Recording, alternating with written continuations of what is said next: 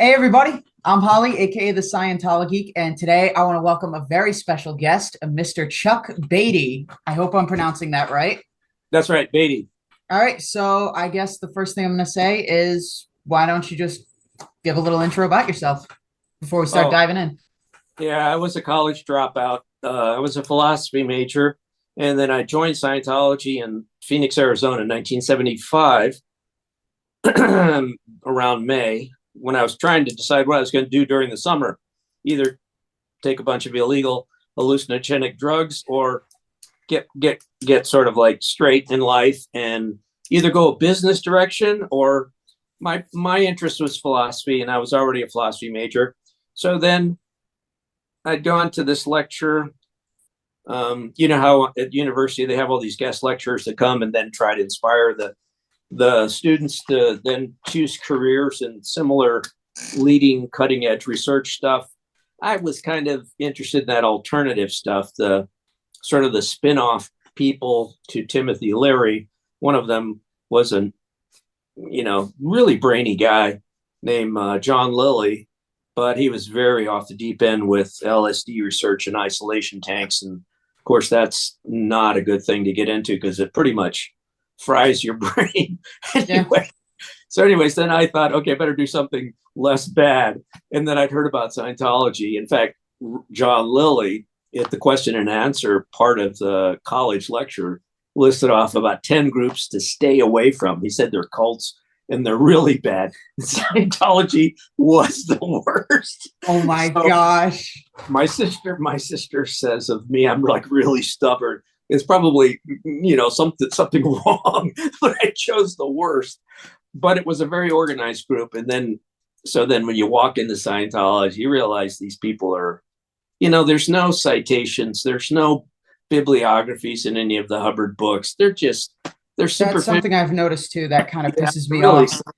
So he just bombards you with this crap. But anyway, so I walk in there, I thought, like, he was still promising that you could do soul travel. In other words, soul flying. And I just finished reading all these other New Age books the last couple of years. Anyway, so I was unfortunately primed for a crazy cult that's promising soul flying. And the class 12, which is the top practitioners of Scientology, called the class 12s, Karen De La Care, she's so important to put in perspective.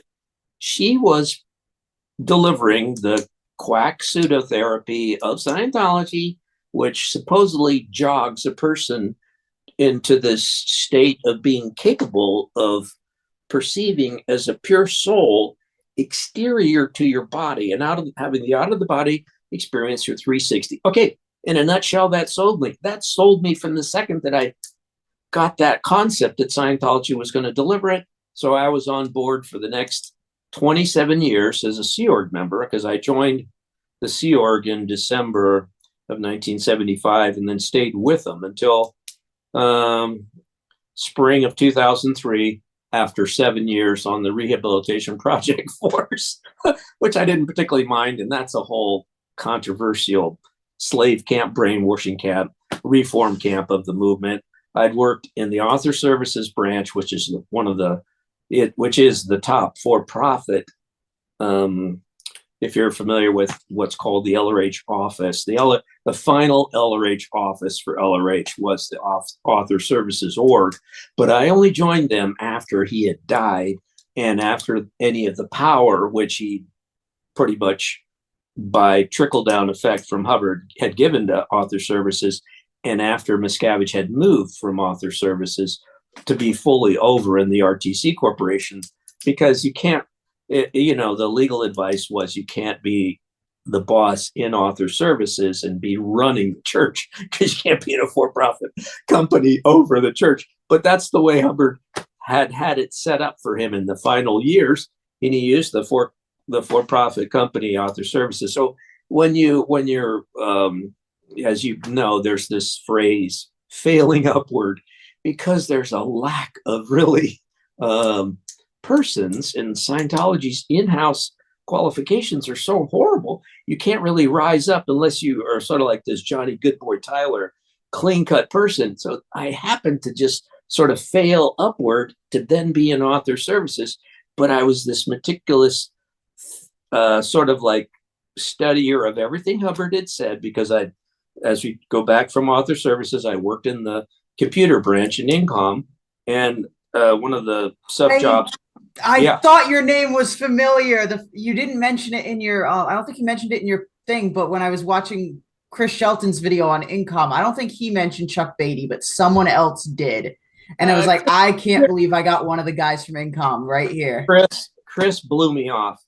As soon as I go into the weeds on Incom, he blew me off, and he didn't even want to broadcast the interview with me. So, I mean, the problem is there's so many minutiae and weeds, which kind of upstage those few people that are doing an excellent job promoting Scientology. But there's a lot more weeds, which give the other tidbits. And that's another reason why I personally didn't wish to be interviewed by Lawrence Wright, because I didn't want to jar him. I didn't want to have him reframe how he was looking at Scientology in any way, because I have my strong biases about what I think about it. So, as you'll see when you talk to me, but I go straight into the weeds just to give you the packets of history, which then add up to give like the fuller picture of what was going on. And I really wanted John Atack to sort of like pick up those final years from the end of his really good book to basically the present time. And it's a chore. It's a chore researching Scientology. You got to get into the names of the people. You got to get into the private writings, the detailed private writings. And that's why you getting those subject volumes, which you just, I think, gathered up, and if you have collection of your 1991, guess what? There's the Incom series is either in there, or it's in it might be in their green volumes 7, the Incom series of volumes, and we'll peel to the actual first Incom issue, and then we'll also look at one other writing of Hubbard's called Routing Forms, How to Write, and then I'll give you some insider information on how the compilations of L. Ron Hubbard's final works was done. And therefore, anything that I say will be on your channel, and you can have it there, and it will guide future serious researchers into the details, paragraph by paragraph, how L. Ron Hubbard's final works were compiled per his orders. These weren't just, the superficial criticism of Miscavige as he's changing Scientology. Well, it might be that he's changing minutiae little things which an editor of any fine book from any fine publisher would do. And Hubbard did give Miscavige the job he did give him the authority. And I saw the dispatches, because when we get into my jobs, when I worked in the computer branch, but then working in author services, you then get to read all of the Hubbard's author services traffic and Hubbard's order to that person, to the persons. And one of the author services ladies, who at that time was in author services, is Marion Powell. She was Marion Dendu at the time. Oh my God. I mean, there's a continuity of the players, and I can give, weeds, so that when anyone's studying Scientology in the future, they can kind of see, where did this paragraph come from? There were a series of, and then if you understand the final back and forth traffic to Hubbard when he was alive in the 1980s, up until when he died, I think 1985, there was still some traffic. I know because when I was on the Routing Forms project, 2 of Hubbard's back and forth dispatch requests, he always made his requests, like if you were to look at one of his final dispatches, there'll be 7 different subunits that one dispatch will have material that should go to. Those direct orders in like those final dispatches were excerpted and then put into the writings of which are in the green volumes of your 1991 edition. So therefore, if you want to sit down with me and you want to pull up the Routing Forms, how to write one, I can tell you which paragraphs came from which dispatch from Hubbard.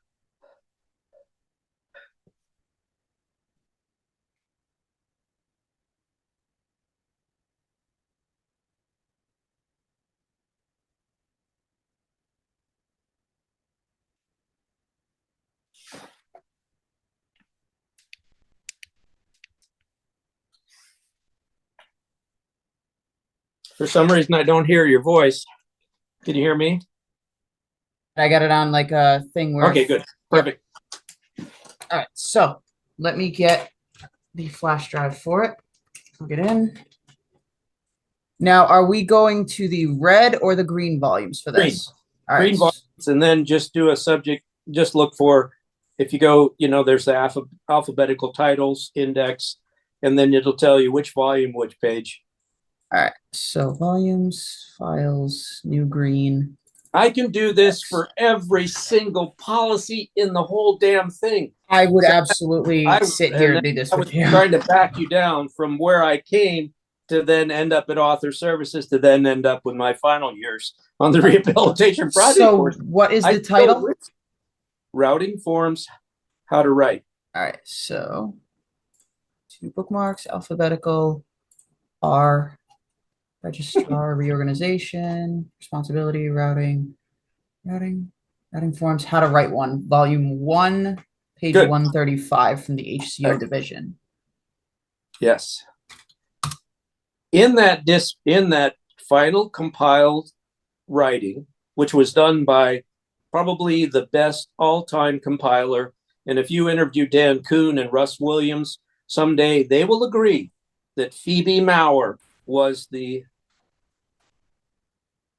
All right, so I don't know if you can. Yep, there we go. Cool. All right.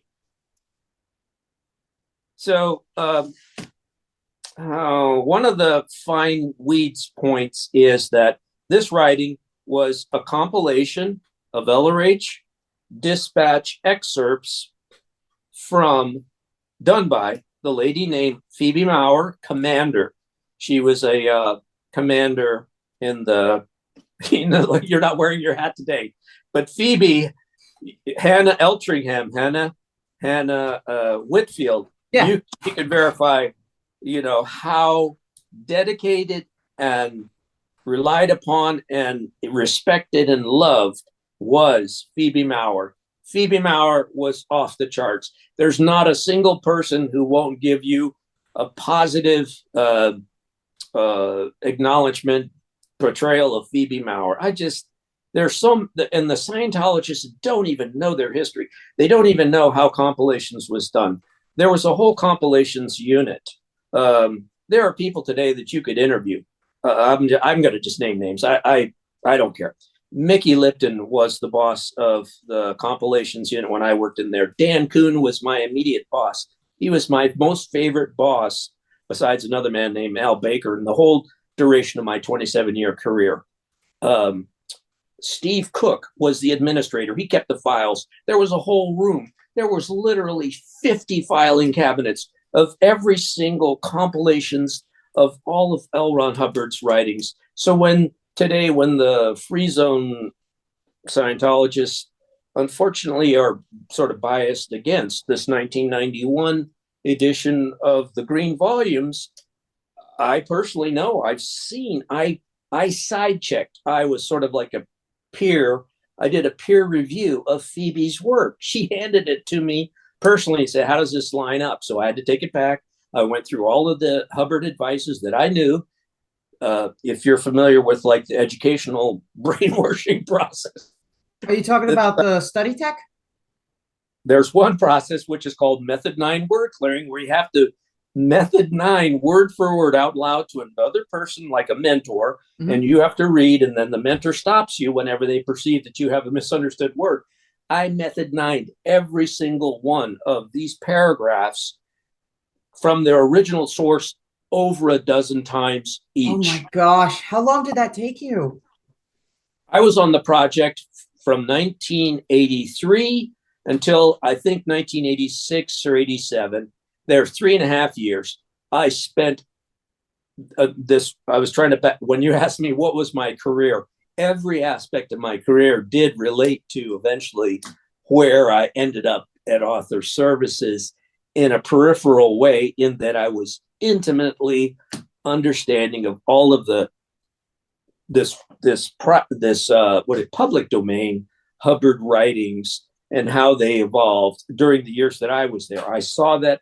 And then, as you may or may not know, when you work in the highest echelons of the movement, like the people that received those dispatches from Hubbard to execute, and what would happen, the whole overall dispatch from Hubbard was basically went to what was called, and then a lady named Janice Grady. I think I mentioned Janice Grady too.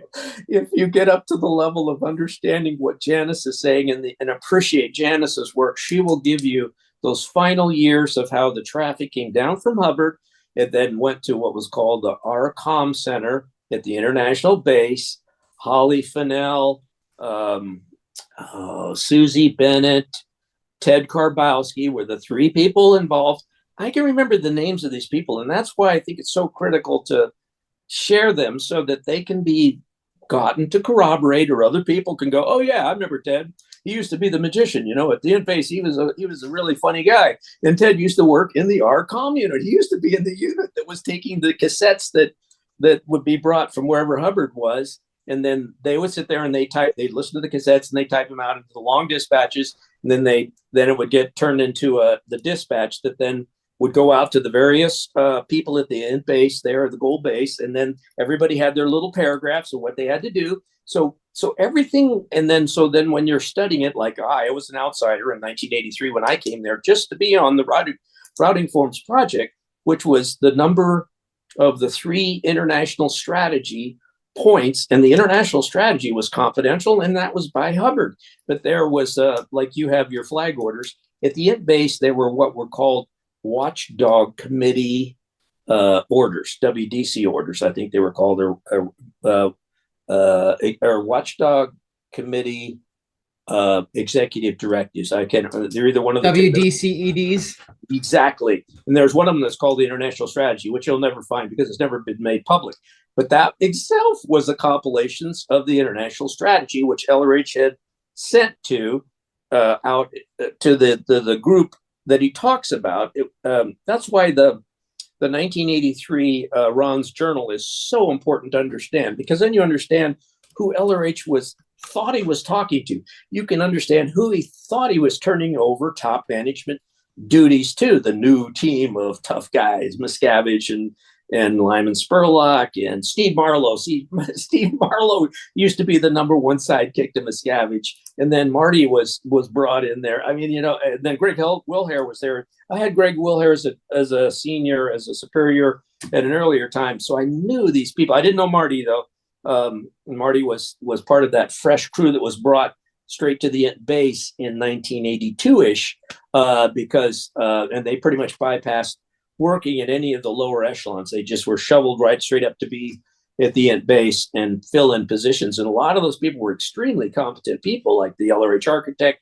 What was his name? But he was a professional architect. A lot of professional people that were like Scientologists, a little starry-eyed, could be brought right up to work at the end base. Now, they got a lot of LRH traffic in the late 70s and early 80s. So they have incredible stories.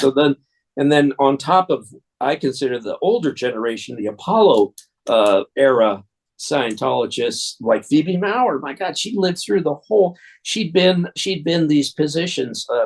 In the regular world, everybody knows what an editor is. Consider the editors, the top editor at a publishing house. That would be sort of similar to what's called the authorization verification unit in charge.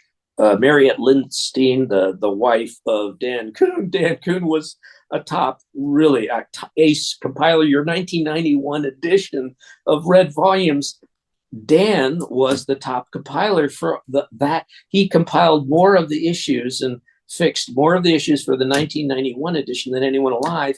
And then Mariette Lindstein, I believe she had to basically be the editor for all those. And then, when you, I told you about the files that are kept in the compilations unit, which Steve were kept. Cook. Steve Cook, please.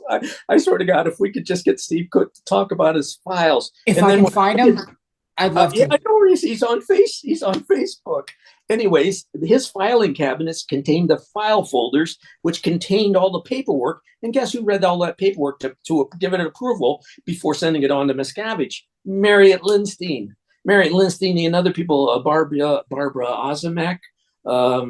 There's quite a few people have been on the chat sites. And when I was on the chat sites back in the 2004 through 2008 time, I was trying to like just sort of like push all this information out into the to get more people just to talk and contribute. Say, yeah, I was there, I did this. Yeah, I was there, I did this. Oh yeah, I got this happened, this happened, this happened. And then you can see the whole evolution of this whole tumultuous period of the 1980s at the base, and how all these different things were going on to get the final corpus. Like I said to you, if you think of L. Ron Hubbard and his corpus of output, he delegated the authority, and he'd been delegating the authority, and a person like Phoebe Maurer had been working in the ABC, the top editor job, back on the Apollo, and then on the transition when the Apollo went to Daytona, the crew went to the Fort Harrison, top management, plus the top Mecca, the L's, the Karen de la Care, the top class 12s. If you sort of put all these people side by side, and then you understand the whole group of people, and then they're all operating on all these intricately thought out Hubbard orders. When you step back from it all, then I go like, oh yeah, he's just a megalomaniac, but he's using this militaristic sort of setting and all these other things from society, and then he's just making this whole thing, and then everybody's just consumed with doing their little jobs. But anyways, that's how I kind of I've lost my train of thought. What you asked me about. But the routing forms, how to write one, that was my baby for years, from '83 until. And then there's even a photograph of me when I'm sitting there at the typewriter, not a typewriter, but one of the early computer screens. Yeah, I didn't write that. I just method mined every single paragraph of that in its original manuscript form, easily a dozen to 24 times in the course of working on the project. Because, anyways, when you're in the paperwork part of Scientology, you're doing things like, anyways, I don't even want to get into the routing forms. That's just too many weeds. But the reason why Hubbard, whatever he said, went, and he said, okay, let's get some routing forms going. That'll help to basically get the staff in these organizations that don't know what they're doing to at least follow the instructions on the routing forms, so they know what they do as they go. They're basically checklists for action for when you're dealing with the newbies who walk into a Scientology organization today. You get very meticulously dealt with. You go this way, go that way. Everybody behind the scenes is following this checklist of steps. Well, I was on the checklist of steps. Those green volumes were my baby. So going one step earlier, I worked 6 years in the training classroom at Flag, where the students studied all of those green volumes. I knew every single trainee question on those whole volumes. I had spent literally 6 years answering questions from students regarding those green volumes and everything written in them. So that became my familiarity. It was like a day-to-day activity. As you know, a Scientology classroom is a self-study. You sit in there and you're given like a what's called a check sheet, which is a listing of all the things you study. And the check sheets, there's a whole history of check sheets in the movement, which is a discussion. No, oh, good. This is really, it's computer series. Go to the computer series and go to computer series number 1. I'm just gonna find the page number here. That has the in general terms, a watered down. They couldn't put in the full Hubbard past lives theory, but it's in there to a certain degree in a few sentences, which are so pivotal. I wish these could have been emphasized. I wish it could always be emphasized. That's a key word to know. Like there's Hubbard can drown you with everything, but what you emphasize and what you draw out of what he wrote then fits in with his whole step back, big picture views. And then, okay, so I can't. So look in there for the word million. Look up the word million. It'll say the million year. All right, so the meeting's about to end in 10 minutes due to Zoom's time limit. Okay, good. I can restart a new meeting if I have to, and then I'll just send you the ID and the password again. Okay. All right, so I'm going back to this computer series and I'm looking for the word million. Yeah, it'll be in the first 5 paragraphs. Oh, all right. Found it already? It's the overall theoretical framework of, he pretty much said it outright. Past space civilizations ran by computers. Are we talking about the Duke of Chug?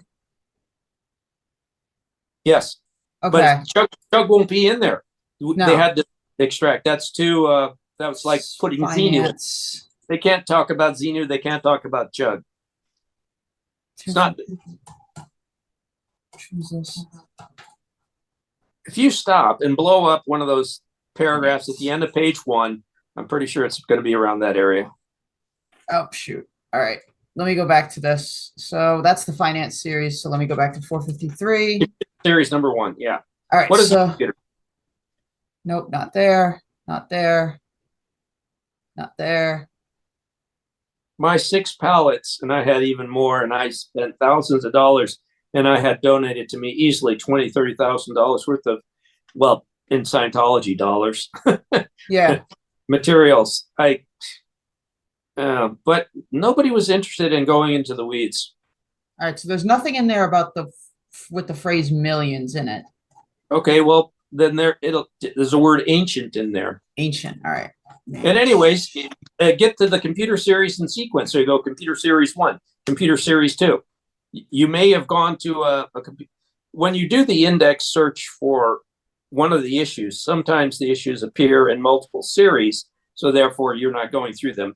Go to where the computer series starts, or sometimes these online recreations of the Hubbard writings are imperfect, and I found that was the case. And I go, oh, I just washed my hands of all the intricate blocks that you're going to run into to get into the tedious details. Is it worth it or not? No. But is it if somebody's interested? Sure, I'll go there with you. I'm always interested. All right, so if I can just find the phrase computer, I should be able to find something. No, that other where. What? Oh, let me do it. Let me look it up. Yeah, you might have a better idea of where you're looking. I can just read it. I can look it up here. Because this one just talks about what a computer is. Okay. And then there's, maybe you got to go to computer series 2. Targets. Targets and computers. It's literally just less than a paragraph. Go to 3. All right. Targets and production. Nope. Go to the next one. Faults in this can cost factually millions in unmade income or actual losses in overwork. No. Go. No. We want ancient space civilization phrase. Income. Here we go. It's the income policy.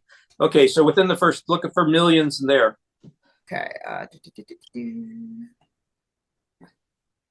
This is what before the income, organization. Go down. Policy, equipment. Oh. Where are you looking? Keep going. I think you might have passed it already. All right, let me go back up.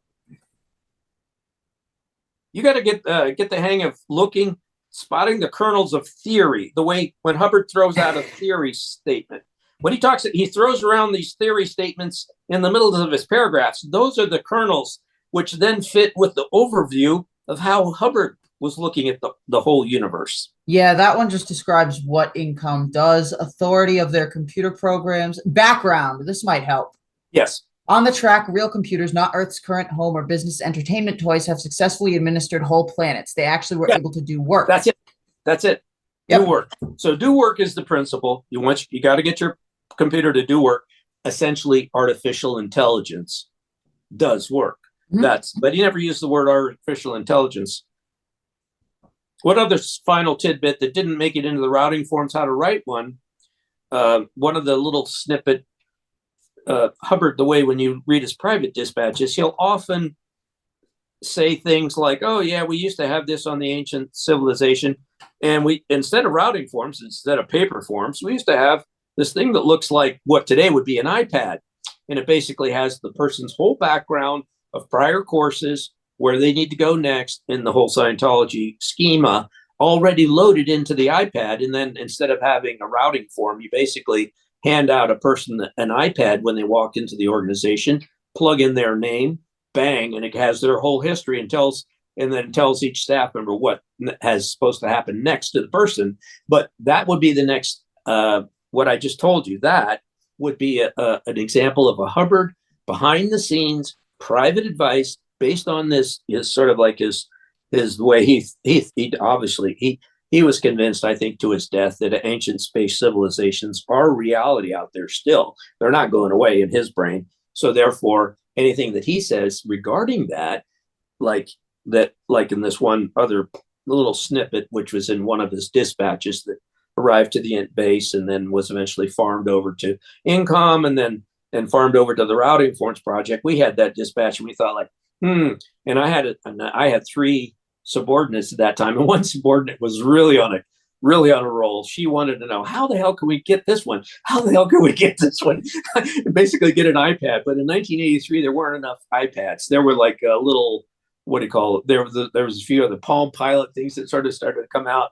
But if we could have gotten routing forms onto an iPad or a Palm Pilot, that would have been an execution of the then Hubbard order, which is still unordered. And what I just gave you is a perfect example of what, you know who Pat Broker was, right? Yeah, he was the one that was supposed to take over with his wife, Annie. Oh, the whole shebang with that thing is. You need to be schooled on that. Yeah. Specifically because have you heard of the Gang of Five? No. Okay, the Gang of Five women truly have probably the final strategic view of Hubbard's intention as good as anyone. And I don't believe any of them thought that Pat Broker was capable of being the quote unquote leader. And then you ask somebody like me, who read fucking everything that fucking Hubbard ever said in the end of his fucking life, and there was no room for a Miscavige. And you'll never talk to another person, the other people who have read what I call the 23 dispatches that went from Hubbard to Miscavige, and they were all put on a special computer by the person you're looking at. I put those on a computer when I was in the computer guy at ASI. Not a single fucking one of those gave Miscavige the authority, the role of being a Hubbard. Hubbard didn't conceive of there being what Miscavige has become today. That's the criticism of all of these sort of Apollo generation and the ones who lived through the transition. They'll go like, what? There's not a single author services writing that gave him the authority. If you ask the Gang of Five women, they'll confirm that. So anyways, I've tried for years to try to make these points. So if you pick up on this, good. Sorry, I'm seeing if I can find anything just with the basic. Oh, there we go. Gang of Five. Okay. Let's see what we got here. I swear to God, if you could interview the Gang of Five, and you can interview Janice Grady, you'll hit Valhalla of weeds of the most important tumultuous period of Scientology history, just all surrounding the David Miscavige smashing the phone in the phone booth when one of the Gang of Five wished to communicate to Broker directly. But from their viewpoint, if you understand the LRH's life on the lam, his last couple of years from, let's say, 1979, 1980 through to when he died, he always had couples with him. He had couples who were very trusted, kind of what you would consider top entourage people. All right, so where were we? I think we were at the Gang of Five. Yeah, I'm always inclined, if you're interested, I know that you will then run up to various barriers when you try to contact them. One or two of them don't want any trouble from Scientology, absolutely, and I get so excited about anybody interested in the details that I go like, okay, you want to hear it straight from the horse's mouth? This is the person. This is the horse. Okay. If you can't talk to the horse, then you're going to have to get it secondhand from somebody who is adamant that that's the right horse. Okay. And I can prove that's the right horse to ask. Like, who is the right horse to ask about when L. Ron Hubbard said, if you see WDC SMI, which you understand what that means, WDC Watchdog Committee member over Scientology Missions International. The man's name was John Axel. At the moment of the spitting, he said, if you, Hubbard wrote, I read it. It shocked me out of my seat when I read it because I was on that project, well, like I told you, where I had to read everything Hubbard had ever written. And I read the one, like I told you, these dispatches would come down, paragraphs would all go to different people. Sometimes you would read the same paragraphs multiple times because I would go into the files of all these other different people when I was doing my research, because I was the research and writer of the routing form. So I had to study every single final administrative order from Hubbard to all these people, of the top management people, and WDC SMI was one of them. So I go, the later WDC SMI in their files is the order. If you see WDC SMI, spit on him for me, and you go like, holy shit. Hubbard just said spit on WDC. Jesus. Guess who did that order? David Miscavige.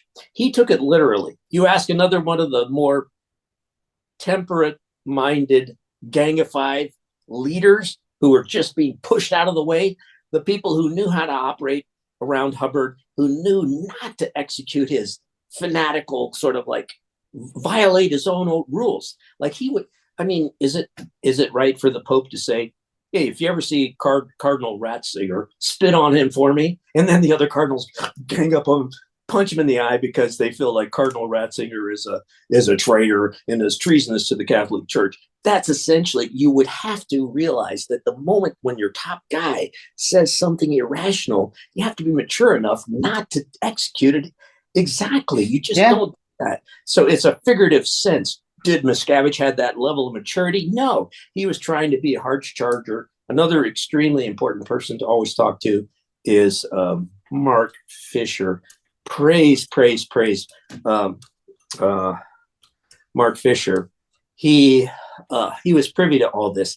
He intentionally allowed Miscavige to beat him up, and he consciously made the decision. I mean, Mark Fisher could have pulverized Miscavige just the same way that Mark Headley could have also pulverized Miscavige. If there was a head-on fight, same way with Marty Rathbun could have just beat the fuck out of Miscavige whenever Miscavige tried to slap or throttle Marty. If Marty wanted to fucking beat the shit out of him, he could have, you know what I mean? Like, and so therefore Miscavige was sort of selective about who he beat up. He always beat up somebody that he could dominate. So John Axel, getting back to, if you see the Watchdog Committee member for SMI, spit on him for me, which is right there in one of these dispatches that came down from Hubbard. And then Miscavige goes charging across the int base over to the other building where he catches WDC SMI, who was John Axel at the time. Do you know who Wally Cox is, the actor?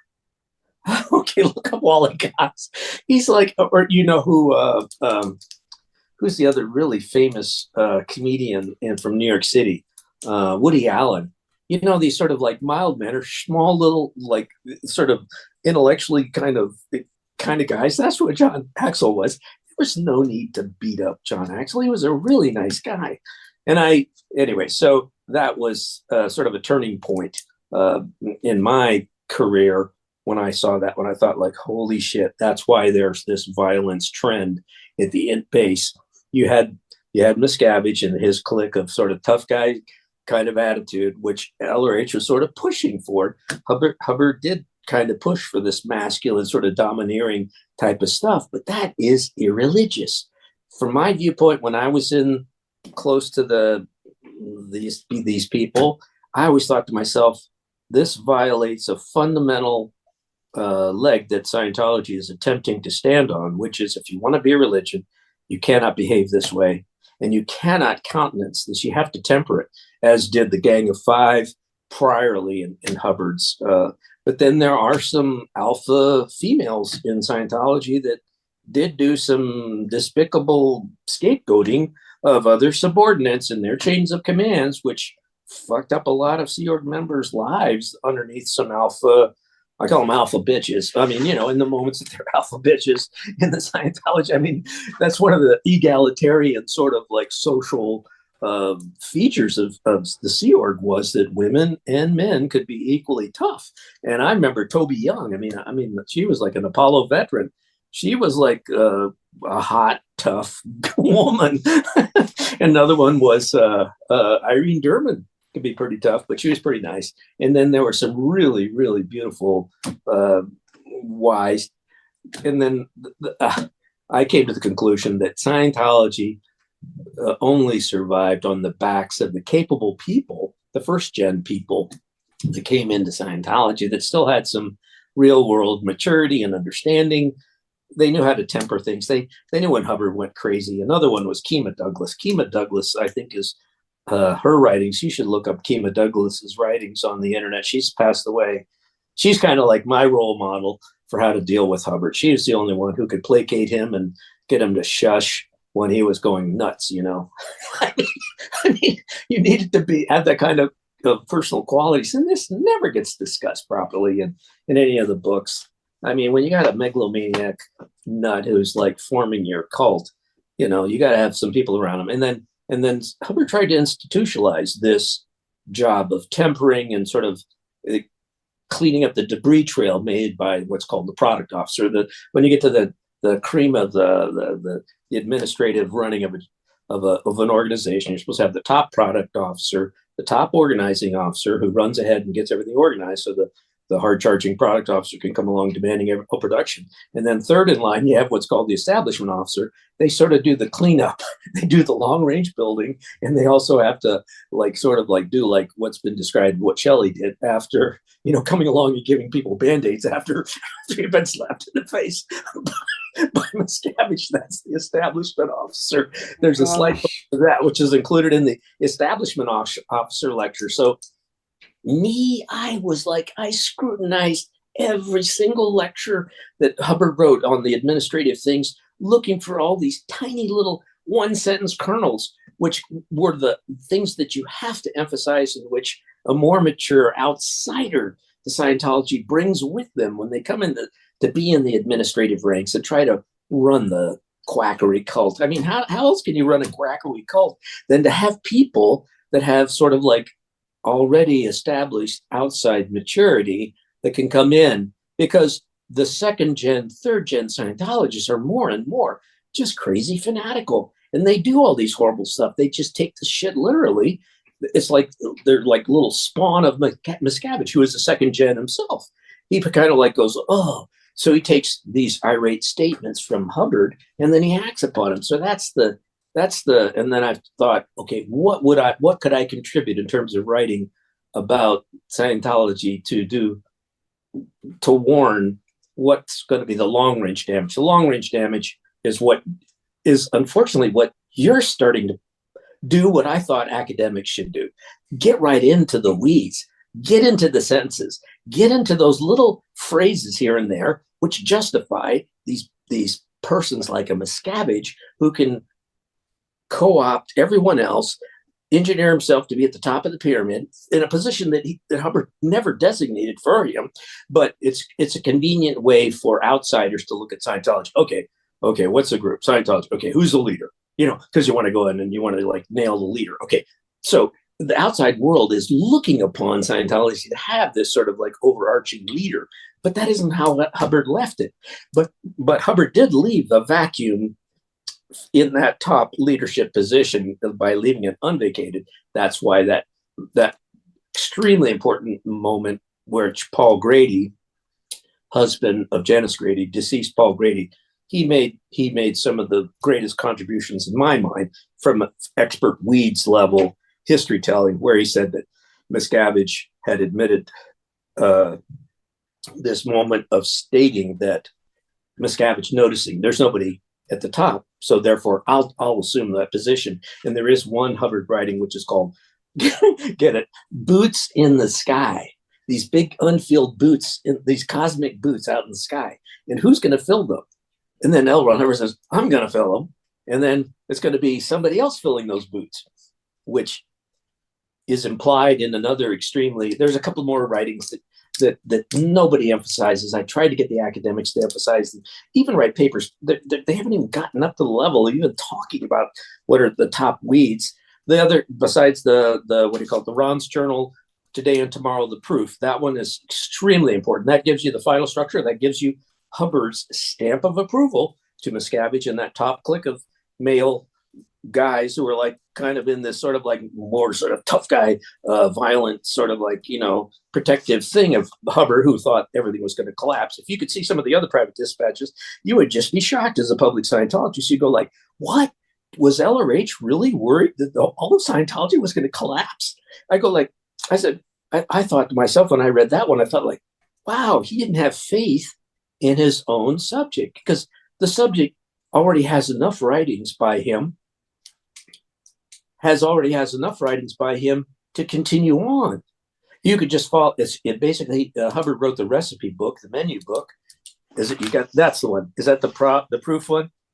Today and Tomorrow, the Proof, Ron's Journal 38. You have to read that one. You have to get that one. I swear to God, well, that is the long range strategic view. And then the next one is called LRHED 339R. If you want to do another show with me on LRHED 339R1 and LRHED 339R2, I will give you the long range strategic view of Hubbard for the movement.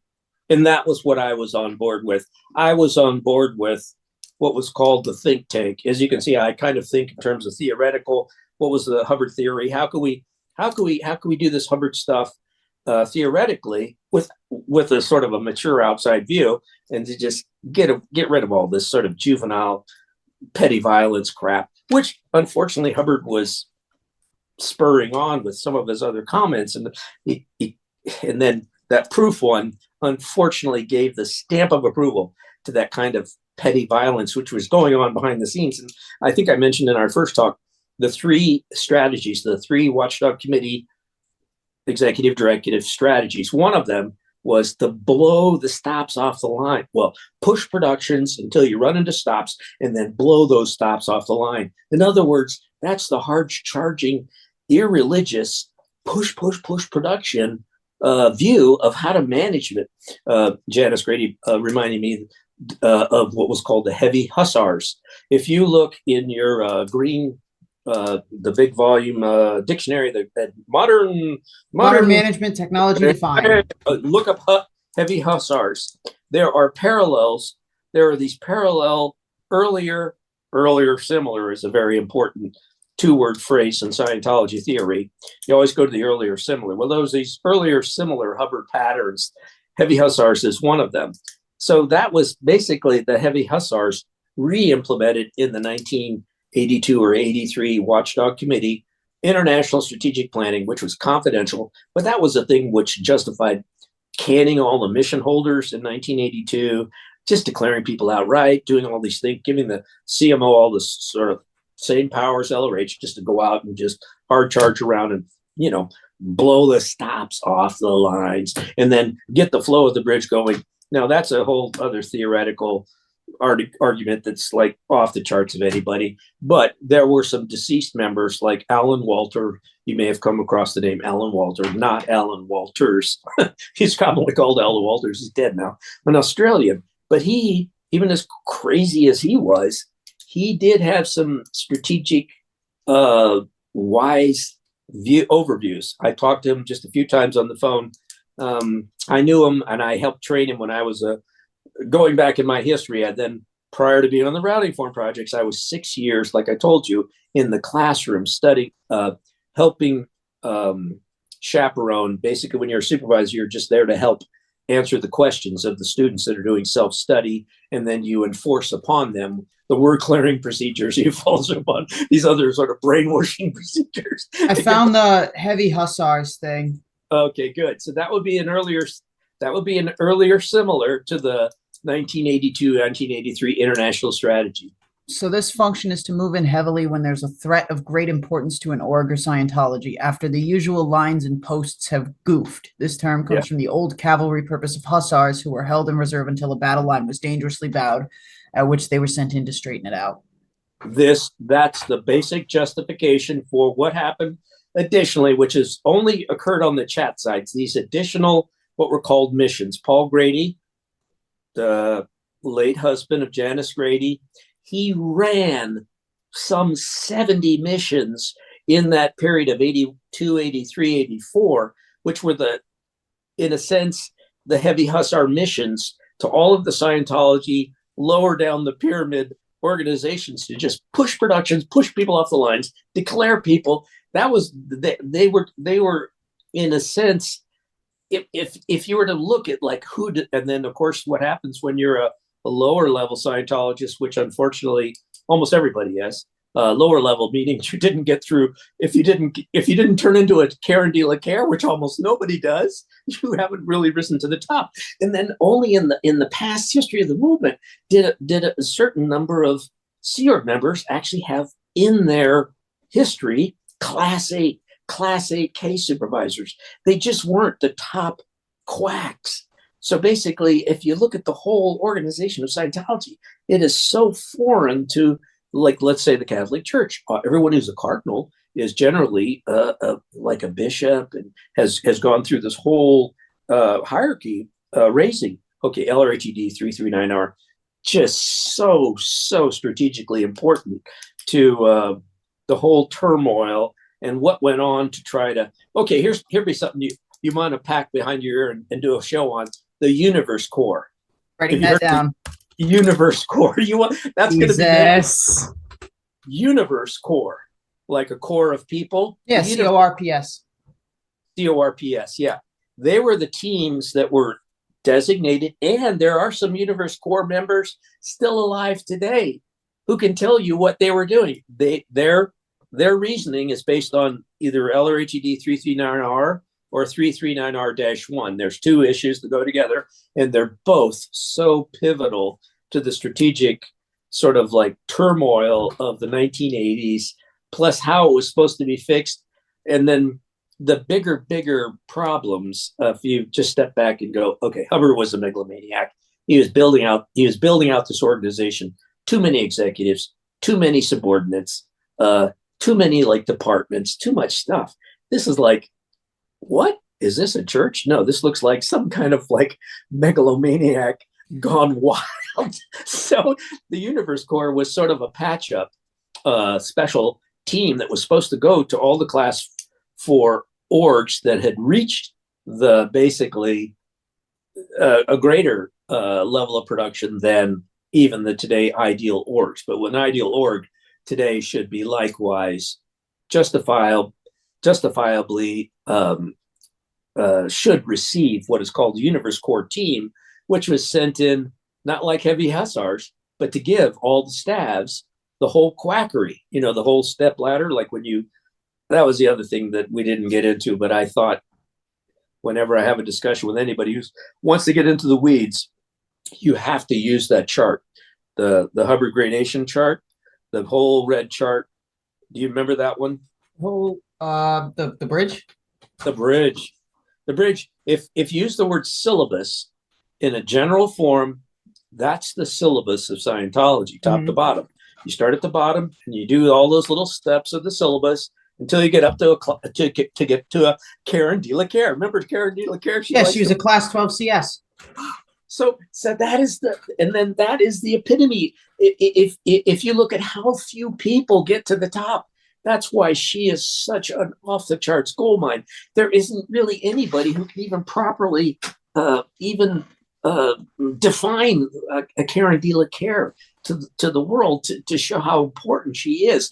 If the top management of Scientology had ever evolved, and that's one of the problems of this megalomaniac Hubbard's overall operation, his whole sort of like hierarchy of this whole movement doesn't generate enough Karen de la Cares to then form the top management committees. But the top management committees, you may have heard this term. Have you ever heard of staff status 1, staff status 2? I have them upstairs.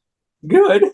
Guess what staff status 7 and 8 are? What? A Karen de la Care who's working at all of the positions at the IT base in the top 2 councils. The 2 top councils are Watchdog Committee and Executive Strata. All of those members should be Karen de la Cares. There weren't enough Karen de la Cares in the movement to form the top councils.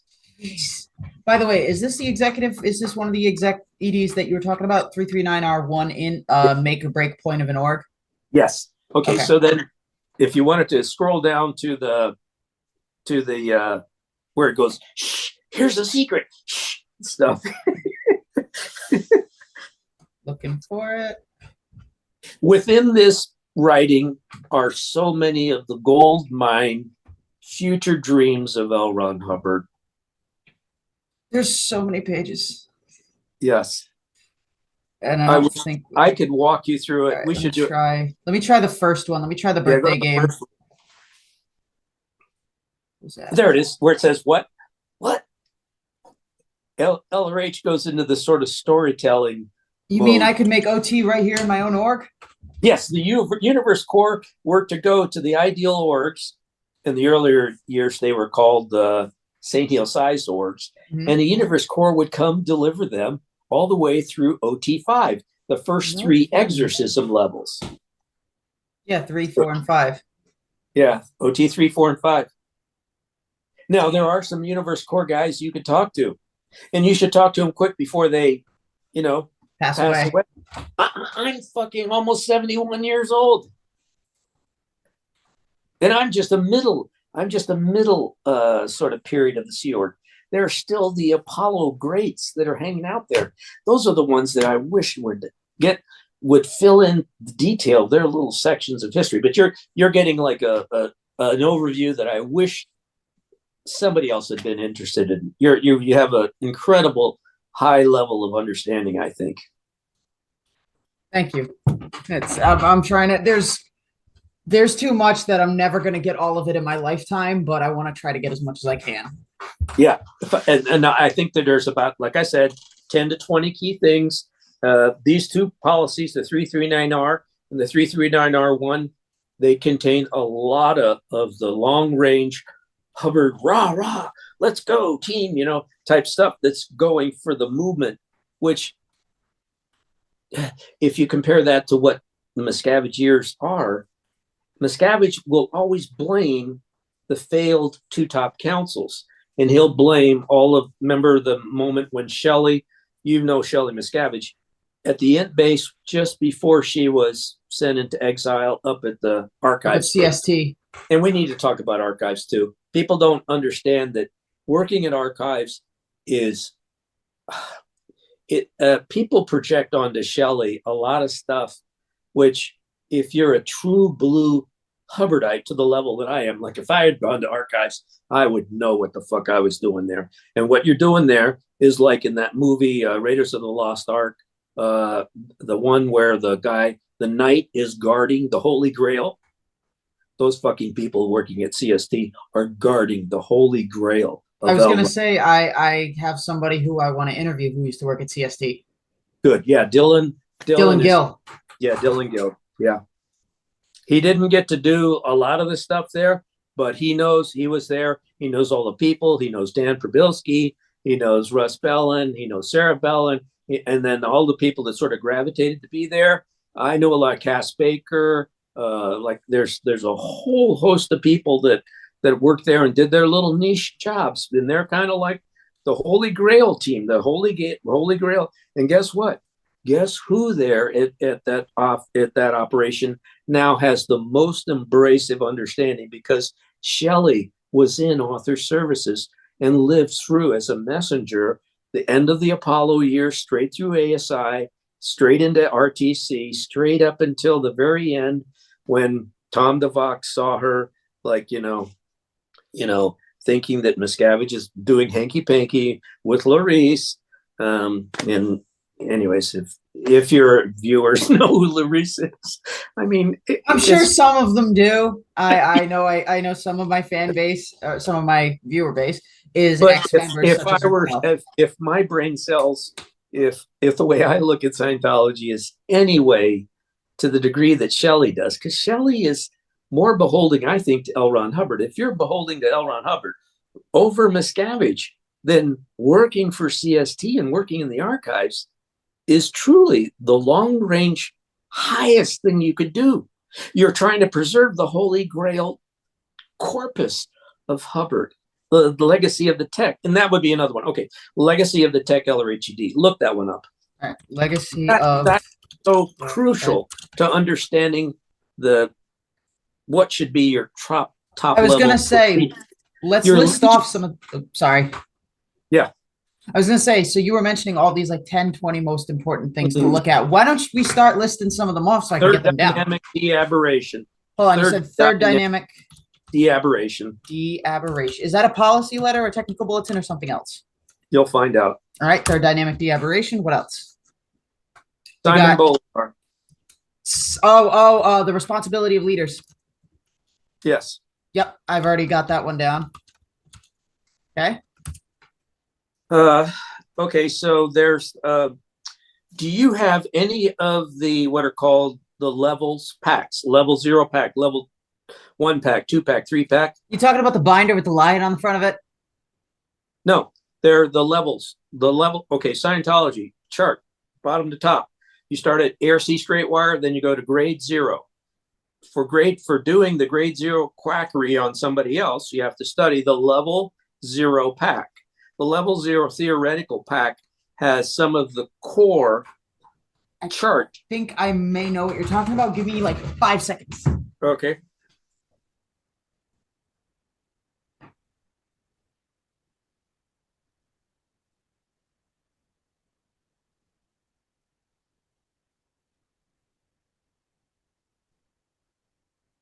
Well, just to say to everyone, it is refreshing to see anyone this degree understanding of Scientology. Unfortunately, like she said, it takes years to sort of accumulate all this.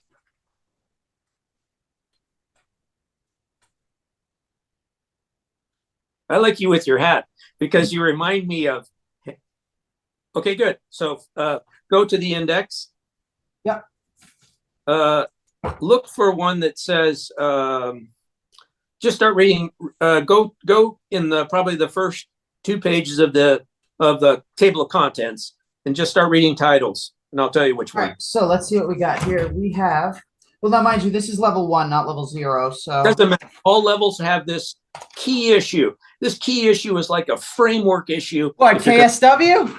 No, KSW. Okay, KSW is a bigger one, and Jerry Armstrong and his wife truly deserve all-time praise for a whole other issue. We should have, nobody even knows how to praise Jerry Armstrong enough. Okay, go ahead. Right, so we got KSW, technical D grades, chart of abilities gained for lower levels and expanded lower grades. Might be that one. Let's look. So let me go to page 10. Give me the date of that one. The date is 23rd of October, 1980, revised on 16th of November, 87. That's not it, but that's a whole separate one. We should go over that one because that one relates to, just park this one for the later discussion. This is probably number 15 on your list. When you're looking at that whole chart, that chart has the abilities gained. Now that one that you're just saying there gives you what basically would be the determining point that you're finished doing all the quackery for that level. When you finish the quackery for that level, it'll tell you what the patient, the recipient of the quackery is supposed to say. He's supposed to come to this conclusion. Oh, blah, blah, blah, blah. His cognitions. No, this is the grade. Read it again, because that tells it gives it correct perspective. Chart of abilities gained for lower levels and expanded lower grades. When you spout out the ability gained, that is the supposed sign that you've got it. You go, in objectives oriented in the present time of the physical universe. Yes. In other words, here was when I achieved that. This is the way I worded it. when I achieved it and I did the objectives, all that crappy survival rundown, I did it 3 times. Okay. Oh, so I did that shit a lot. I mean, I had over 125 case folders in the end. I did this shit out the yin yang. So, but I didn't do the exorcism. That's the only thing. I never got up to the exorcism level. So how far did you make it on the bridge anyway? Guess what? It's all bullshit, but I got up to the bullshit level clear. Okay, got it. All right, so let me actually pull up that policy that I was just talking about. I can load it up on the screen share. Keep going down. Keep going down. That we haven't got to the one yet, but this is the one that is in your top 10. Okay, so let me keep looking through the table of contents. We have styles of auditing, Mutter TR, auditor trust and phenomena Q&A, the 5 GAEs, auditing reports, falsifying of, PC indicators, CCHs, auditing attitude, CCHs purpose, CCH answers, running CCHs, flattening a process, quickie objectives, training in CCH processes, Scientology processing, an objective rundown, training in CCH processes, opt pro by dupe, start change stop commands, opening procedure, SOP 8C, the present time problem, help, how help became betrayal, routine 1A, the prior confusion, a smooth HGC 25-hour intensive. Okay, go back to the top again. Sorry, I probably let you go speak a little bit too far, but okay. I just wanted to make sure that they didn't shift. The people who wrote these check sheets, and you're reading off the list of materials in that pack in the order that the student will study them. Yeah, this pack's from 87. That's okay. It's okay. So. But even at that time, let's go back about 20 issues that you've read. All right. So was that before CCHs? Read it. Read one. Oh yeah, it'd be before CCHs. Okay, so I'll start back at the top. Styles of auditing. Yes. Okay, let's go to styles of auditing. All right, page 14. All right, so I got it from the 6th of November, 1964. So it's a red volume. So let me open up the technical bulletins. Oh, it's in your pack too. It'll tell you what pages it is. And if you just read it, I can then tell you and I'll guide you. No, I found it, but I'd rather share it on the screen itself. Those volumes are incredible. Those are the things that I could run you through, and then I'd be so happy to run you. Oh yeah, and there's so many things of the individual volumes which are important. As from an overview view, if you get to that level. Mm-hmm. All right, 64. Oh, good. So we're looking for styles of auditing from the 6th of November. There we go, page 517. And when you get into that one, you should be able to see it. Just scroll down slower. I'll tell you when to stop. Go, go, go. Go, go, go. Go, go, go. Okay, start slowing down here. Okay, wait. Good. Keep going. Keep going. Okay, this might not be the one. And then here's the thing then. It might be in another pack. The way it goes is when you study the grades, when you study basically the levels in order to deliver the quackery grades. We call these the lower grades or the lower levels. They're the ones that today precede clear. Proceed doing Dianetics. The modern Dianetics today delves into your past lives to deal with your past life PTSD, essentially. And then when you're clear, that's gone with your clear. Okay. The levels 0 to 4 were kind of like warm up. You go through you go through objectives. In other words, supposedly getting you in present time, then communication problems. What is it? ARC breaks, upsets in life. And then your service facsimiles, which are your fixed ideas, which you use to dominate other people. Those are the pseudotherapy commands that the auditor, the quack therapist in Scientology will be giving you from the set list. And remember, I talked to you about the volume 3 of the subject volume indexes give all of those set commands. Yes. If you were to go to a desert island, take that one. And you want to do the Scientology quackery on yourself, that'll get you to quote unquote clear. Just take that one. And then take the case supervision one too, because then you know, then those are kind of like the overview instructions. Karen De La Care could do the whole thing. She's like such a rare human being. Anyways. Yeah, I did ask her for an interview. Right now she's kind of booked, so I'll see if I can get her in a later date. You're young. Like you got plenty of years, but get her before she's getting up there. She's in her 70s, you know. So like you got to realize if you're interested, you could be laying down some really critical leads. So that's what I've been trying to do, is just lay down the leads for future researchers that want to get into more weeds, and then get a proper overview of the whole quackery cult, at least the practices. Okay, good. So back to the other. I was saying, what are the 10 or 15? Well, yes, there's the most important. Yeah, this one is not it, but this one is a good one. There are going to be a few sentences in here which give you stuff.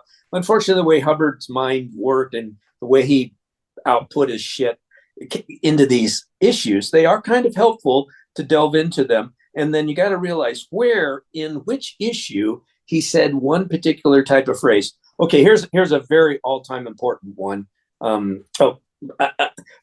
Let's back up again. Otherwise, I get into too many subweeds, which are deflecting. I'd sit here and listen for hours. Okay, good. So here's the most time track bulletin. Look this one up. Time track bulletin 1. So that is all right. So we're in the tech.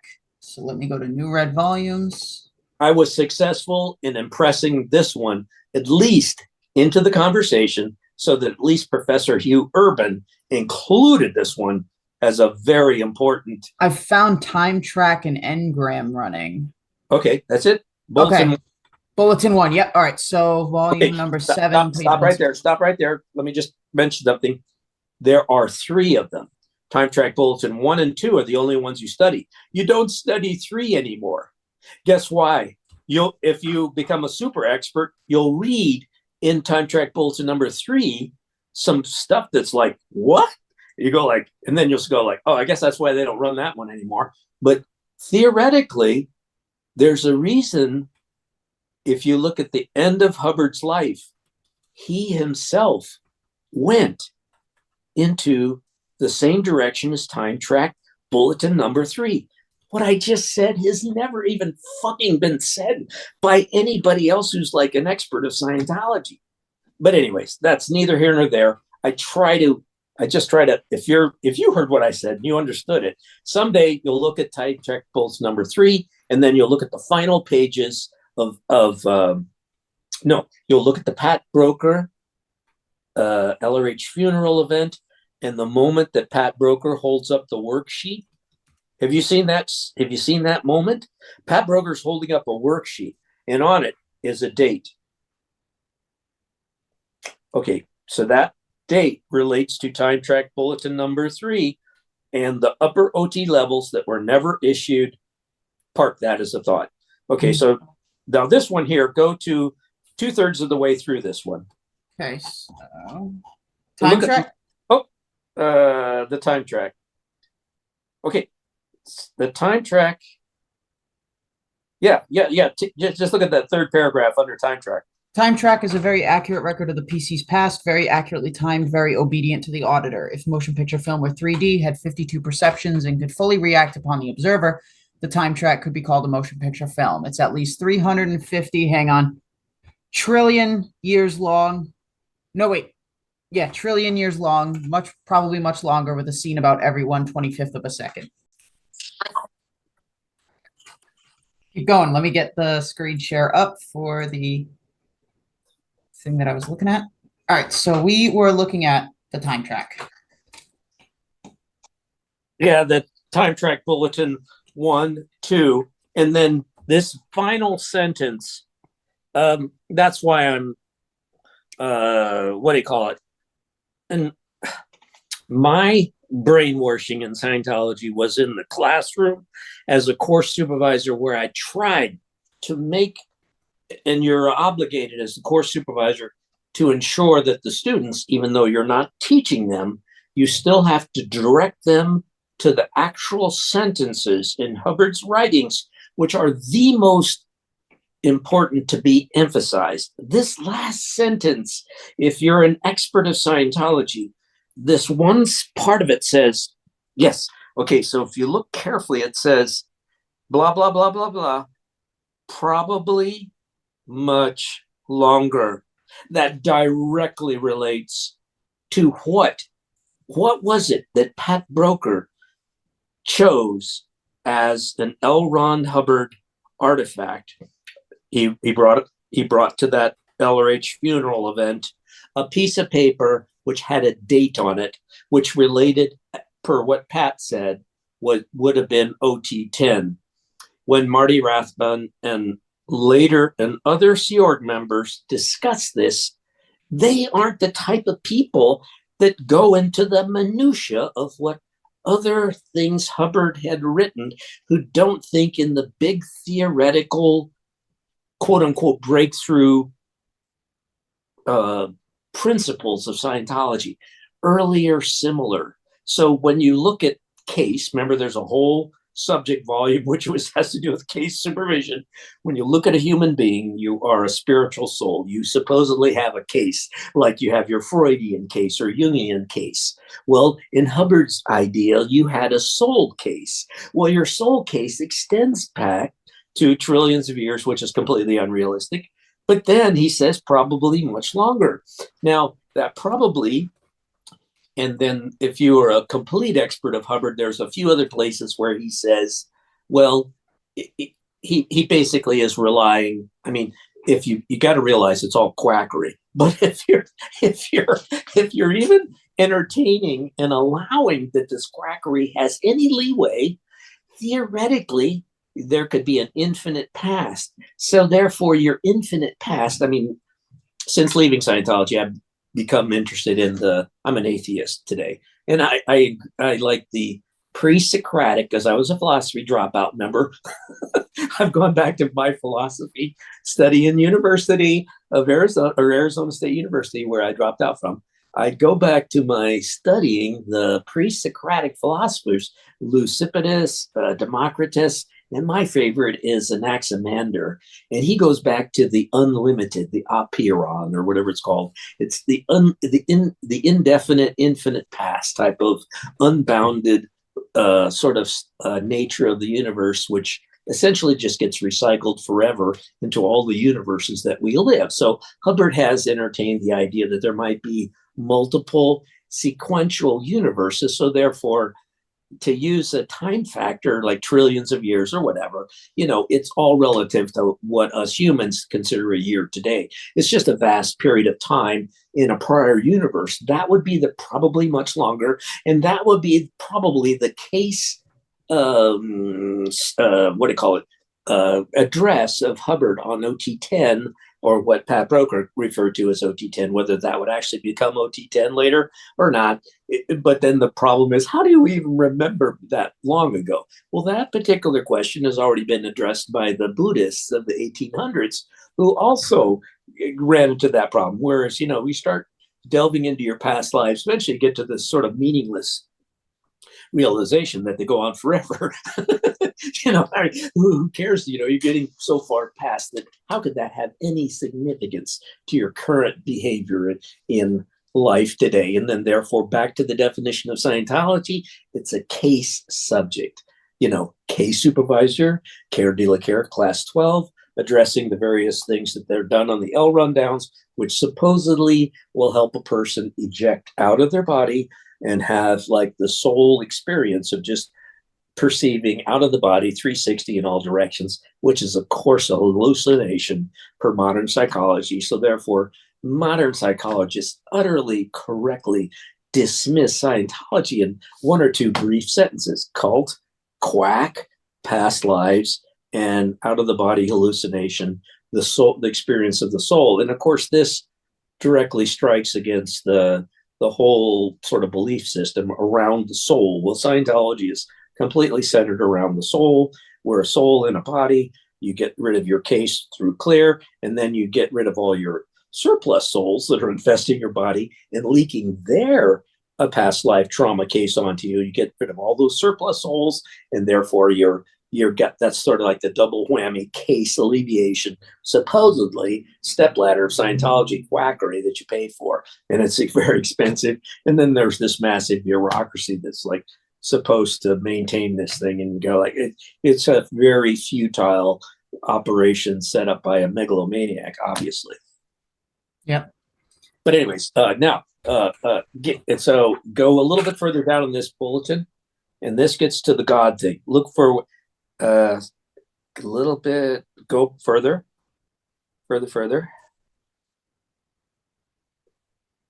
Keep going. We might have to go to 2. Oh, the influence. Let's see. What influence? Go with the influence there. Now read that one. Shakespeare said all life was a play. He was right in so far as the time track is a 3D 52 perception movie, which is a whole series of plays concerning the pre-clear. But the influence of it upon the pre-clear... No. Oh, sorry. That's not going to be it. Go down a bit. Creation of the time track? Yes. Right there, the first sentence. Pre-clear makes the time track as time rolls forward. He does this as an obsessive create on a sub-awareness level. It's done by an involuntary intention, not under the PC's awareness. Sorry. That's just all. It might be number 2. The origin of the time track? Origin. There we go. Yes, that's a great deal of study, not entirely complete. The following surmises can be made about the time track, the physical universe, and the PC. The tendency of the physical universe is condensation and solidification. At least this is the effect produced on the Thetan. Continued dwelling in it without rehabilitation causes the Thetan to become less reaching and more solid. A Thetan, being a static, may become convinced he cannot duplicate matter, energy, space, time, or certain intentions, and so succumbs to the influence of the universe. This influence in itself would be negligible unless recorded by the Thetan, stored and made reactive upon the Thetan as a time track, and then maliciously used to trap the Thetan. If you just stop right there, that gives you the fundamental understanding of what all Scientology is. Hubbard thinks that we're the soul. We've had these endless life experiences, multiple lifetimes, including his late 1950s and early 60s whole, he calls it the goals problems mass, where you had big brackets of lifetimes where you were a certain identity, and then eventually you after being many lifetimes a certain type of identity, you then chose to be the opposing identity to the first identity. And then you go through this goals problems mess. You had the goal to be a copper, and then you had the goal to be a robber. And then over like many lifetimes of being a copper, you then turned into the many lifetimes of being a robber. And you fought against each other. So he basically got into these big GPMs, goals problems mass, as being this case thing. So that there was a whole emphasis in the 1960s to find out what your GPMs were, and that caused just untold, like, if you could imagine getting involved in that, it causes you to go crazy. I mean, that's one of the things where people say Scientology practice actually fucks you up. Yeah, I ran into a few Scientologists when I was a flag corps supervisor in the late 1970s, and some people were just devastated by months and months of this GPM, which are called goals problems listing, where they listed out what all their goals were for these big brackets of lifetimes, and that drove a lot of people nuts. And then Hubbard came up with the idea, these people just he came up with some dismissive research conclusion of how all these people were fucked up. But oh my gosh. And that was the breakthroughs of the Class 8 run. And then he came out, he started to come out with the briefing course in the late 50s, early 60s. And then aboard the Apollo, he came up with the Class 8s, and they were the top. And then they came up with the Class 12s, the Karen de la Cares, who were like then the top and still are the top today. Mm-hmm. I mean, Karen de la Care knows Scientology truly, theoretically, as good as any human being alive. And she's, a perfect example of a person who has such a outside world already gained understanding and maturity, so that she then becomes an effective Scientologist and can make your way through all this crap. And you pretty much just do the essential. There's this thing called the basics. What is it? The basic auditing series. That I don't want to get off into that some days, but the basic auditing series are a group of fundamentals that you, as the quack therapist, have to employ. And in fact, it's going to be in one of those things. Got it. Oh, God. Okay, so those give you the humane fundamentals that you have to employ, even on top of the Hubbard tries to select out these sort of theoretical things. But even on top of that, you have to have this innate beingness, he calls it. And in fact, when you get into the levels of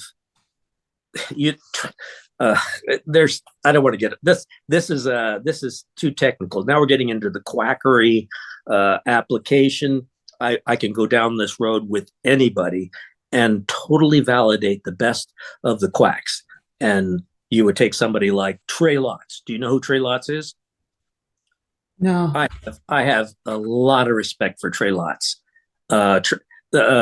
In Scientology, we have this thing called the Auditor's Day event. Have you ever heard of? You have these series of like 6 events a year. There used to be an Auditor's Day event, and then they discontinued it because it was in September, and then the IAS, the money making event, is just too big, and it drowned out having the Auditor's Day event. But Trey Lotz is a free zone auditor today.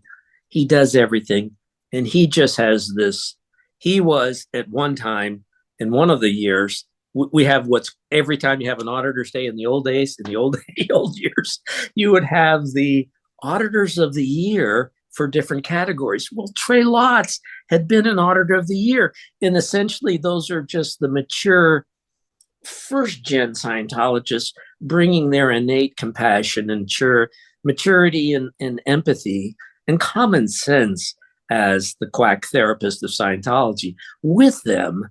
And they like the role of being this like therapist, and of course they don't use any condemnatory labels while they're doing the Scientology quack therapy, which truly is. But anyways, they don't think of it that way. They're just doing the auditing, and they don't have, in their sense, they have like Tony Ortega says, they have a sense of certainty with a reassuring nature.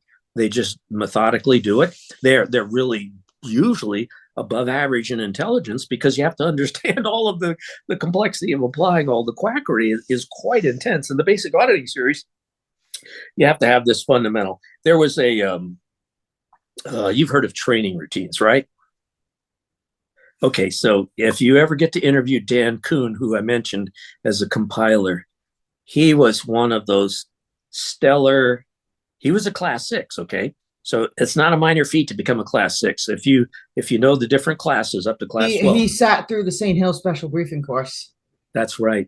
That's a massive amount. Now, do you really get a theoretical understanding, especially of the GPM years and the overlisting?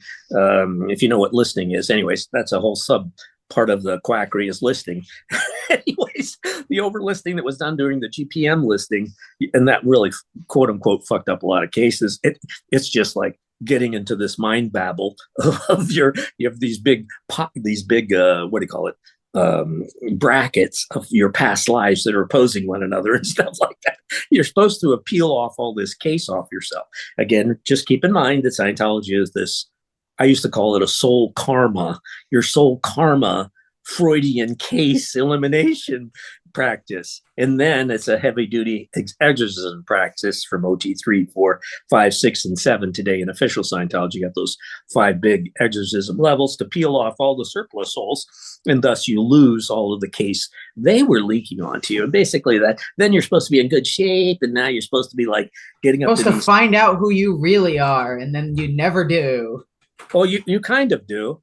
You kind of do. If you, the answer to that one is a 1940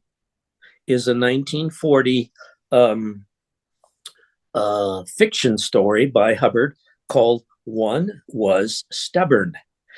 Within that story, like remember how I get you to look at 1 or 2 sentences? If we could bring up the "One Was Stubborn" story someday, I could show you the 1 or 2 sentences which answer that question. who you are really. You realize that you're a static.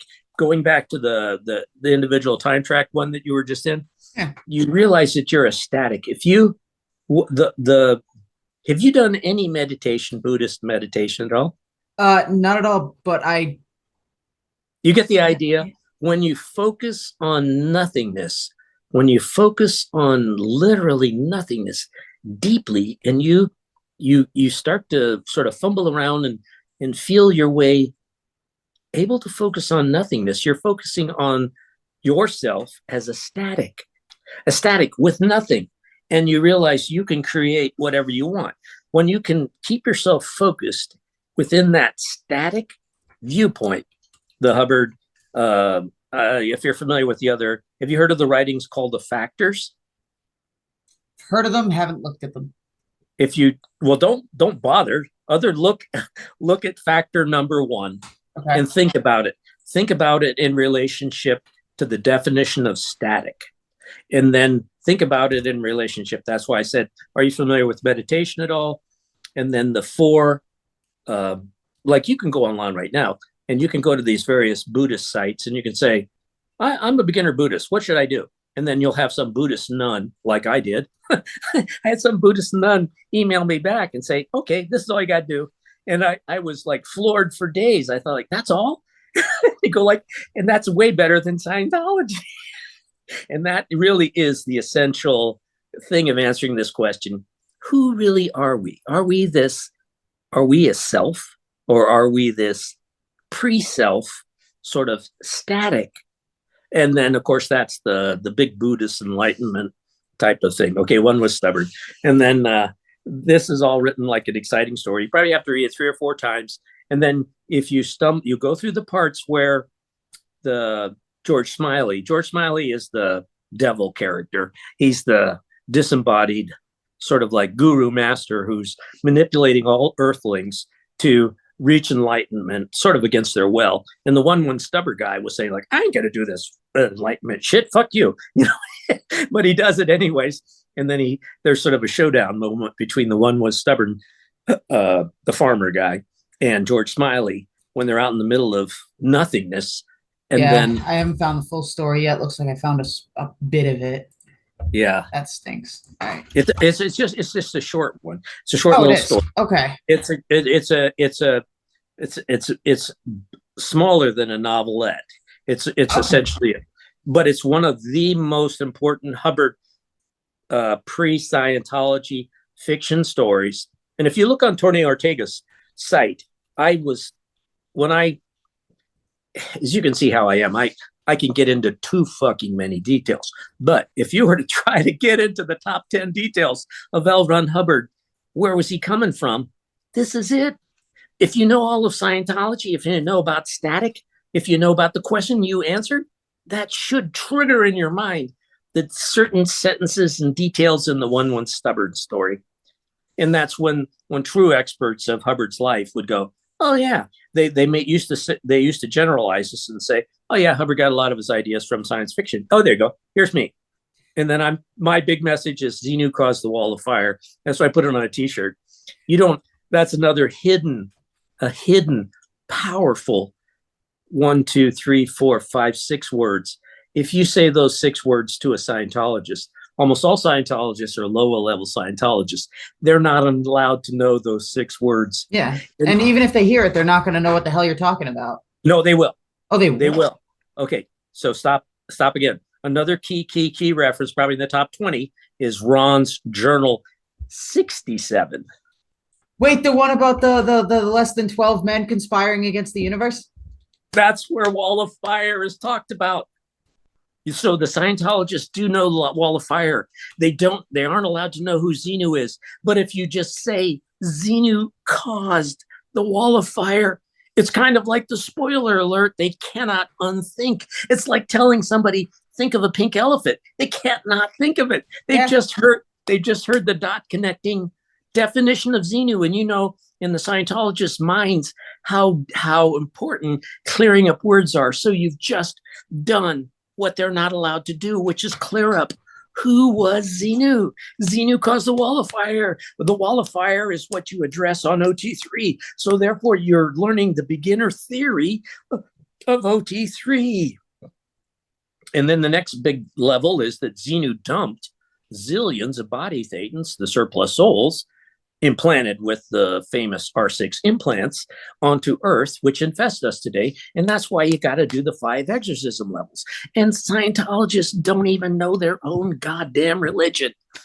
Yeah, I think I found something, so I don't know if you can hear it. Yeah, that's incredible. Yes, that lecture, and then again, just those few parts where he talks about the wall of fire are just, those are dot connecting important little of, like I said, the top 20 things to know about Scientology so you can put it all together. Yeah. All right, so I'll add Ron's journal 67. Cool. Wall of fire, wherever he talks about wall of fire. And then another thing you need to know, just to give you 2 little amplifying things to that, there's been only 2 academics that have done papers under Professor Kent helped encourage a woman in Canada do a great paper, and then the much hated apologist academic Jim Lewis. I encouraged him, and it's kind of hard for critics to understand why I even tried to work with the apologist academics, but I felt a responsibility from this book. I'm aware of this one. That has a very inadequate. Yeah, Jim Lewis was good, and I criticized him heavily and had an extensive communication with him. And he even gives me a tiny footnote acknowledgement in his paper. If you type in Jim Lewis, type in James Lewis, what is it called? Xenu.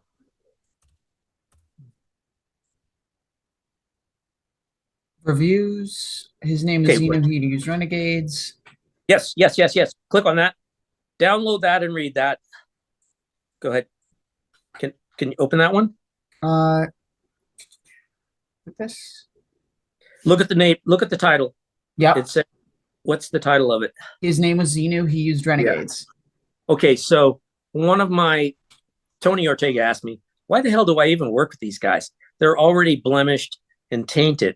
But I felt as a sort of like a, you know how you try to, like you realize that you've been part of a hoodwinking tactic, and I was 27 years working in Sea Org, and I was quite on board with hoodwinking the apologist scholars. In fact, I lauded and was quite, there's Jim Lewis. He's just recently passed away.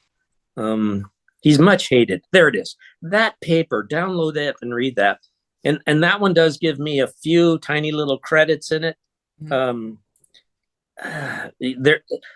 It's kind of like Jim had already done so many bad things that he can almost never be, what do you call it, forgiven for what he's done, for the superficial nature. But at least I tried to encourage him. I tried to encourage him just like I tried to encourage you. Please read Ron's journal 339R, 339R-1. Try to get this overview of Scientology at least. And I was only partially successful because, and I've had some really sort of, I had years of excruciating communication emails back and forth with Jim. And he just said, thanks for all the pushing, Chuck, but we just can't get into the degree of Scientology that you guys who are in it for decades can give us. So that's why I act so weird like I do when you interview me. I get all excited about, oh, here's somebody who might get it. Okay. Quick note. I sent Janice a request to be interviewed, and she accepted. Good. Yeah. She's you know what eidetic memory is? Isn't that like a perfect picture recall memory? Yes. Now I have maybe about like a 60 to 70% eidetic memory. And because when I was brainwashed to be a course supervisor, you have to just think in passages. You have to just think of like sentences. You have to roughly know where are these things, like you're essentially memorizing the Bible. Yes. You're kind of like but we don't have that in Scientology. Now, back in the old days, you were supposed to do the logics and the axioms by memory and verbatim, and that there is a whole history of verbatim understanding, which then gets into another. We should have a show on just this one. You know what the tech training films are? The Hubbard? Heard of them, yeah. Okay, so that's a trade. So have you heard of the Isaac Hayes movie?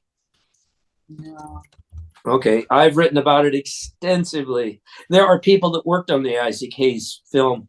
When I was in the RPF, the thought reform thing. Yes. I helped paint some of the sets that then were used in the grand set, which was the backdrop for Isaac Hayes, while he was the narrator of that famous movie. And guess which level of Scientology that movie is for? The class sixes. It is one of the longest range future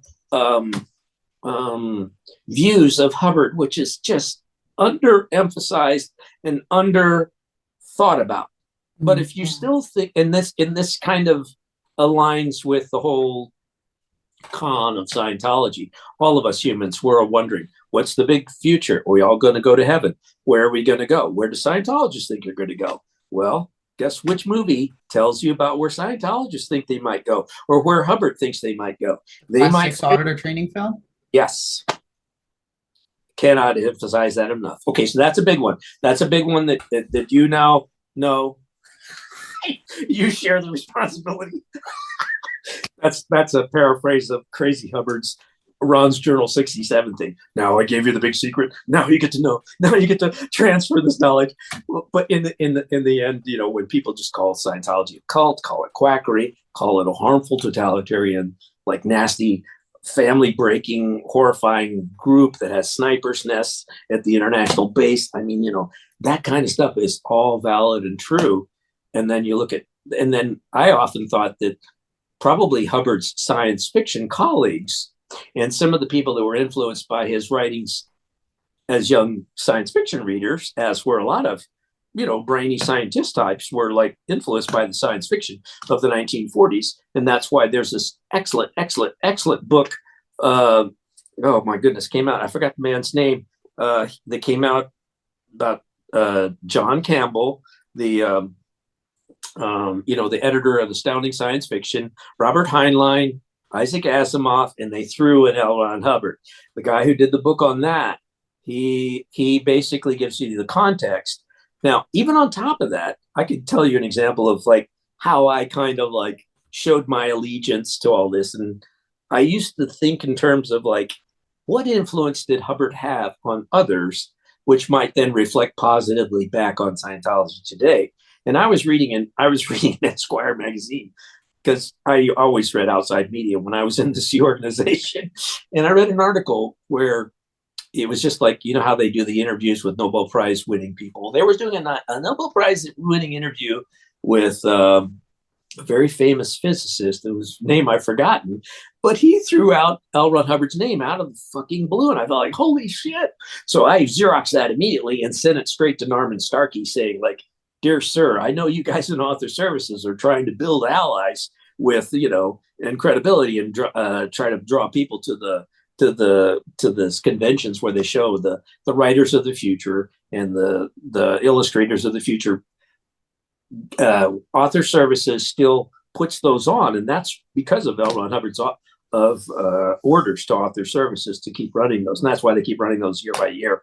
Anyways, but prior, in the 1980s, when I was reading the Esquire article and I saw this mention in this interview, one of these Nobel Prize winning physicists throws in L. Ron Hubbard's ideas. They're like, holy shit, you might be able to convince this Nobel Prize winning scientist to appear on one of these science fiction panels. And sure enough, they got him on there. So, and then the guy who got him on there was a guy named Fred Harris. Fred Harris and his wife, Franny Harris, who had priorly been Franny Broker, because she'd married Pat Broker in her earlier life.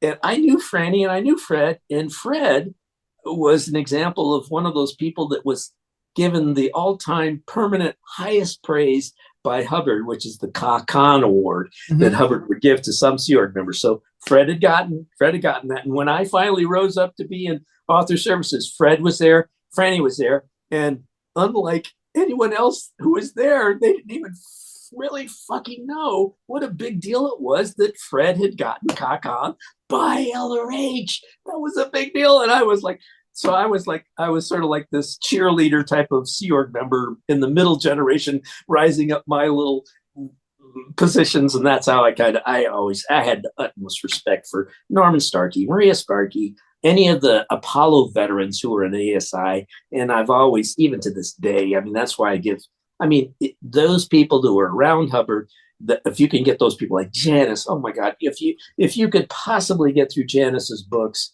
I mean, Janice is just off the charts. Yeah, I've seen her books, and I think I've read the first one. I haven't read the others yet. Like the group picture on the front cover of one of them has so many of the Apollo vets, even though they look bestraggled and like a group of like brainwashed idiots, like have been drawn into this crazy Commodore, L. Ron Hubbard's cult, aboard the, and they look like this. Who the hell? What did they? What? And there's this phrase in life. It's called "left holding the bag." That's what everybody who's Scientology on staff or the followers. You're basically left holding Hubbard's bag. Yeah. Damn.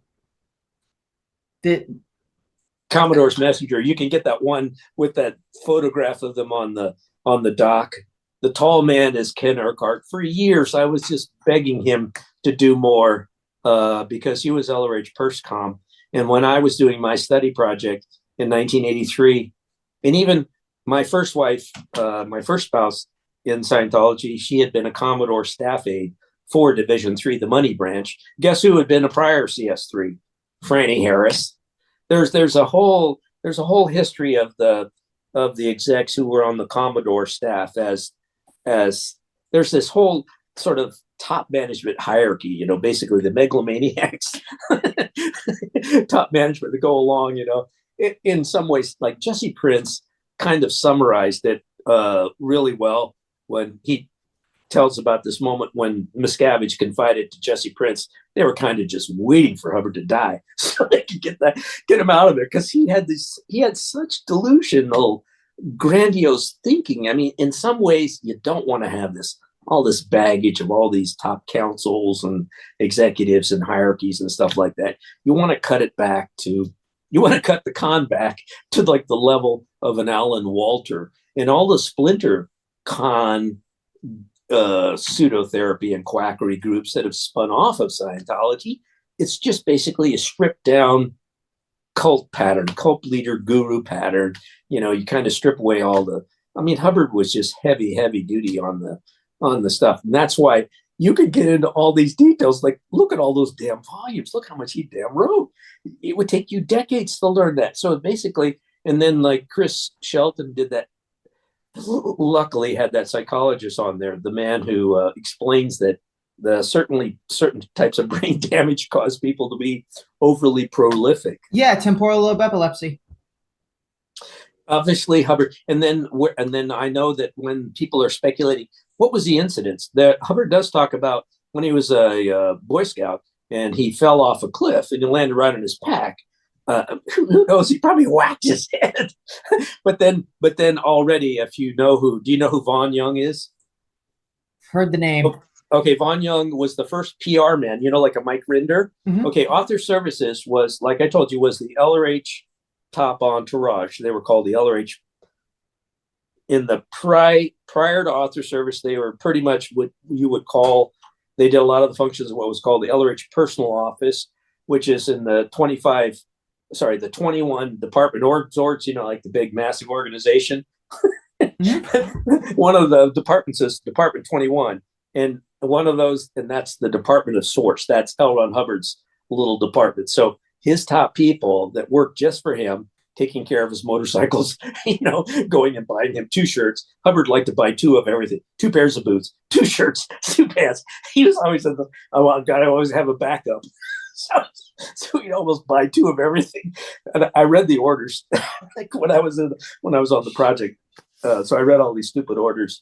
Now, those people that were in the entourage are extremely important people, because if you know the other pattern in life is like your Joseph Stalins, your other megalomaniac, Hitler and type of figures in history. It's their cooks, it's their tailors, it's their people that were right around them that got to see quite a lot of stuff about their quirky nature. The Kima Douglas view of L. Ron Hubbard, I think, is one of the most all-time important views. Hannah Eltringham Whitfield's view is also extremely important, and both of them interesting. I think were nurse trained. They were like, so anyways. And then who was with Hubbard at the end? Dr. Denk, Pat Broker and Annie Broker, which were the sort of like the complementary messenger or top entourage couple that always attend and always were with Hubbard. Prior to Annie and Pat were the Rousseaus, David Rousseau, and I forget what Terry Rousseau. I can't remember his wife. So there were couples, and then prior to that was Kima and Mike Douglas. Kima was, to me, was a first gen. Shelley would have been, Annie would have been a second gen. But Pat was a first gen Scientologist, and he had been in the finance branch, but he also loved that spycraft and keeping Hubbard safe type of view, and then storing all that money in the walls of Hubbard's home in Creston. I mean, unfortunately the clique that took over top management, I don't think had enough of the prior generation's outsider mature view of how to dampen all of the craziness. But then why do you want to keep a cult going when you got a crazy like Hubbard? Have you ever seen the quotation on Hubbard from Arthur C. Clarke?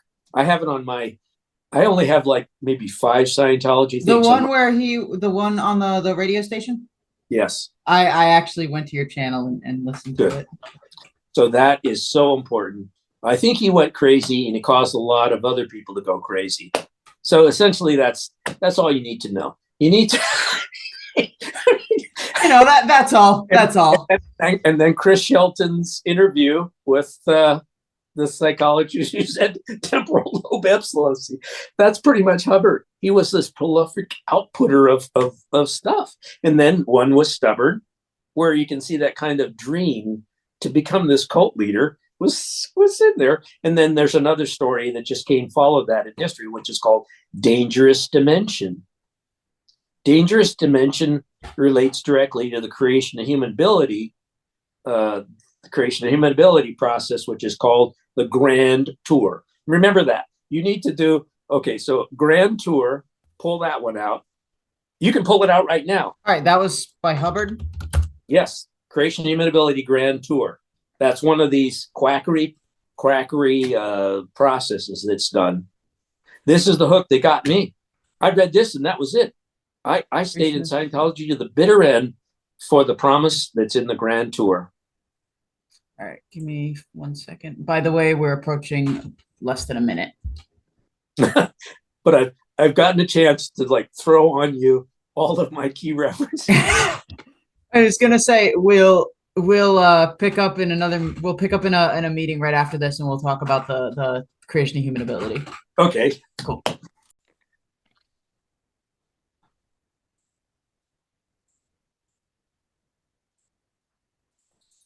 Okay, so I searched for Creation of Human Ability Grand Tour. I found the book from Bridge Pub.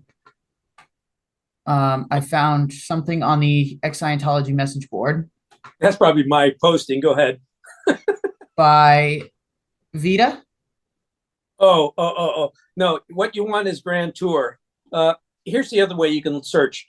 Anything that I've said to you, I have probably said on the internet, and you can do this. Put quotations marks around Chuck Beatty, quotation marks around that, space, quotation marks around the beginning and end of Grand Tour.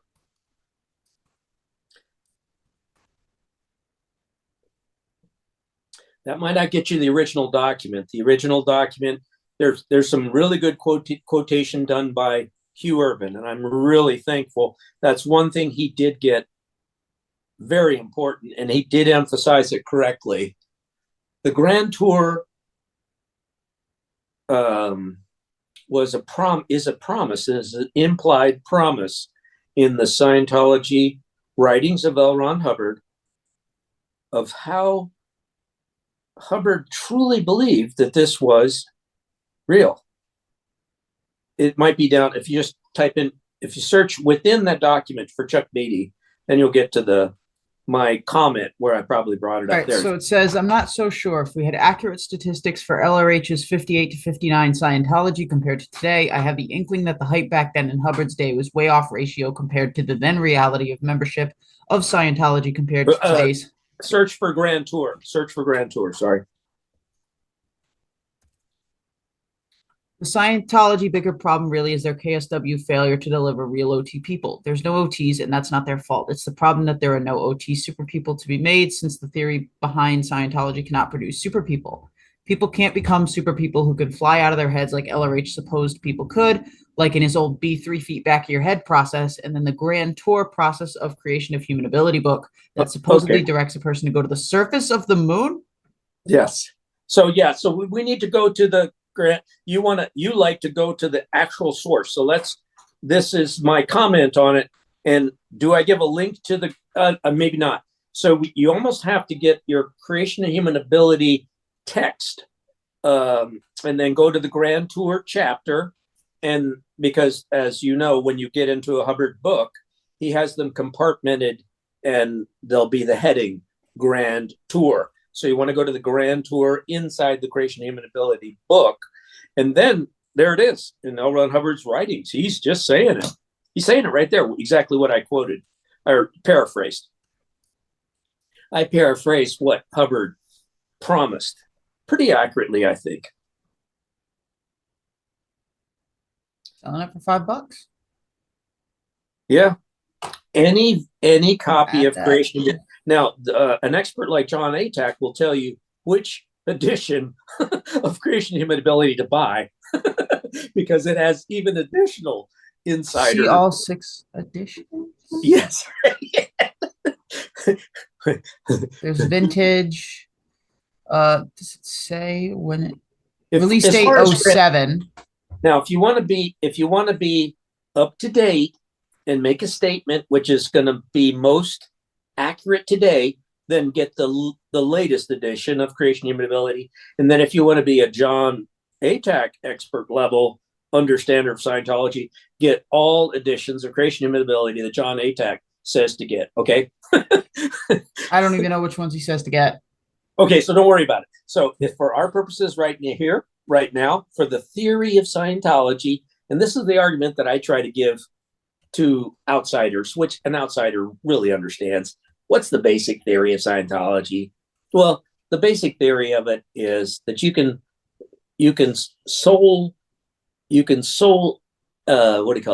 rejuvenate somebody by removing their case of all their own PTSD and their own trauma in past lives, and then you can get rid of all their exorcism case leaking onto them, and then supposedly you should be able to direct them to just fly around the universe like a soul, and then just use this Hubbard process, be 3 feet back of your head, go to the moon, you know.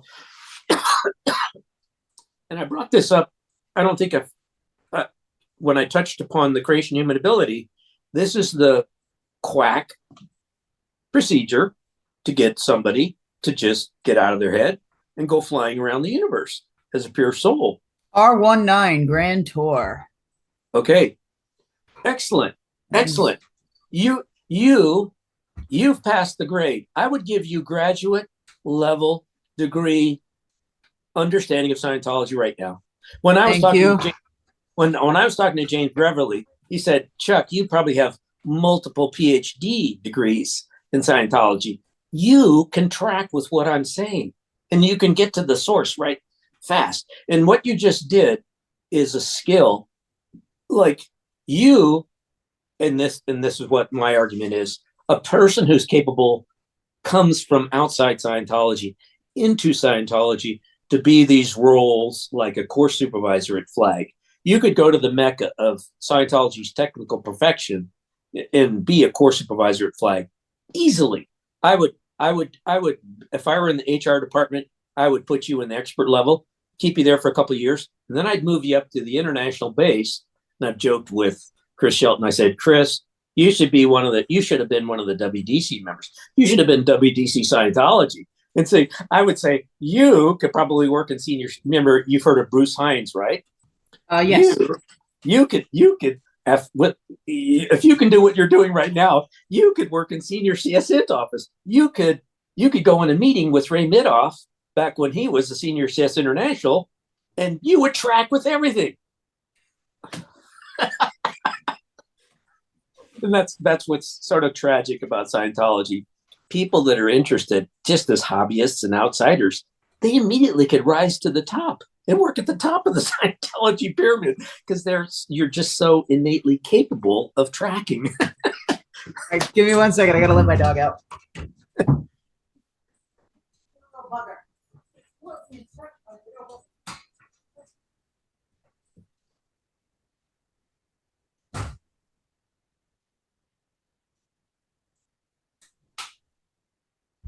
All right. So it's far better to be like you. Just keep it a hobby, okay? I don't plan on actually diving into it. Like, but believe me, you could sit on what's called services executive. You could do quality executive.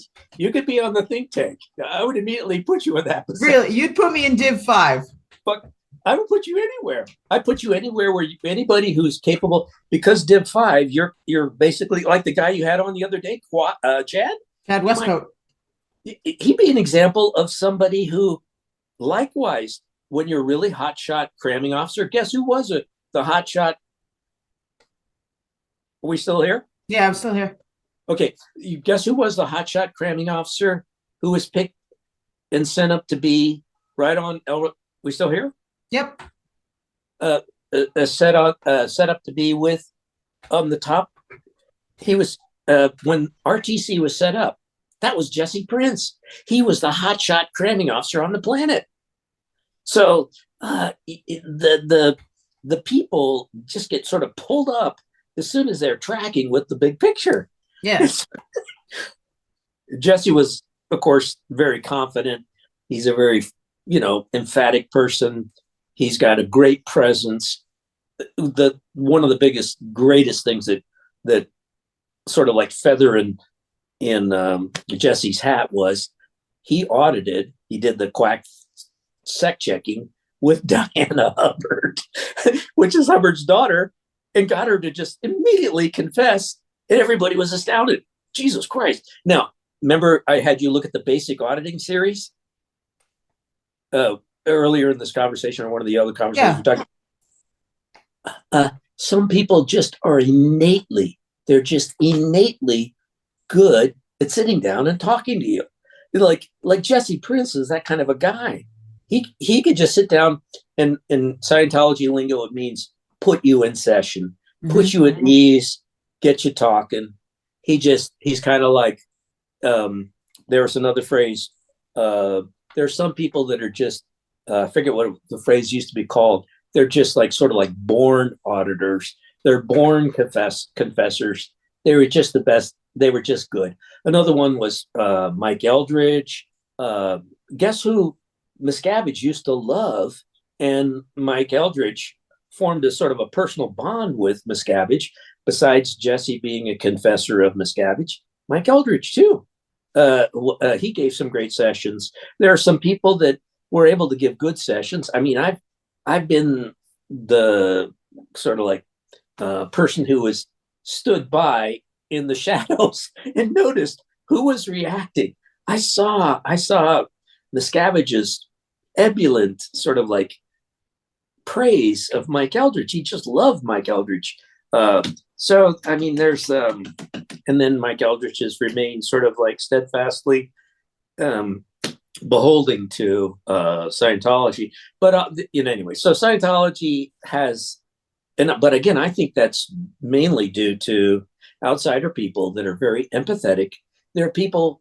Another one of my favorite Scientologists who's deceased is Glenn Samuels. He was a class 6, I think, but he was exceptional. One of those persons, kind of like Jesse Prince, who would just sit down with you, start talking, and you just feel comfortable and start talking with them. I mean, Glenn Samuels was just remarkable. Another one was Freddie Randall. I loved Freddie Randall. I mean, there's just endless number of people. Some of the people that became the best auditors at Flag were all Ron Norton. You may have heard of Ron Norton. Ron Norton was an exceptional auditor. And then they have what's called the case cracking unit of auditors, the quack therapists, the ones who could just break through the cases. And then here's something for you. Someday I've just been wishing somebody would sit down with me and go over 2 writings by Hubbard, the CS53 long form, if you can write that down, the CS53 long form, and the green form 40 long form. That is such high level weeds. If you have a conversation with me someday, just on those 2 writings, that will then put in perspective the best of who are truly the best at the Hubbard quackery Scientology. And it gives a summary of the whole great variety of Hubbard quackery. And then on top of that would then be there's another man's name who I'm going to mention, Ron Supak. If you can remember that man's name, Ron Supak was the review auditor at the Freewinds, one of the most remarkable, empathetic, top-level auditors, and he does the repair on the people who are fucked up with all the exorcism. He could fix the people fucked up by the 5 levels of exorcism. That's how good he was. And then his wife was a case supervisor on the Freewinds. So Ron's out, but he's still a Scientologist, I think, in good standing. Okay, so here's the 53. I can walk you through all of this gobbledygook. I would love to have an episode all about this. CS53 and the green form 40, because when you're grading the people that you're talking to, I can guarantee you the majority of the people that you'll ever talk to will be lower level Scientologists, with the exception, like you talk to a cramming officer, Chad would know all about this, and Chad could probably go down every single line of the CS series, the CS53. The CS53 is a incredible summary of what is the Scientology quackery. And then there's it's generally called a repair list. The history of the repair list stems all the way back to the great auditors that were original auditors in the early 1960s at St. Hill. They themselves were making these repair lists for help because Hubbard had said, try this. Just too many fucking things to remember. So they started to make little cheat sheet repair lists made up of all these little sub-orders of how to do how to fix the quackery. Remember, you said a second ago, you'd have me in qual. Guess what? If you're one of these type of people, you're going to be one of the fucking type of people that can understand the whole fucking crap. That's what I kind of want to do. I mean, it's a lot, but I want to actually understand the auditing processes. If you get excited about what I just said, I do. I really do. Then you would be you're getting up to the level of being senior CS international qualified.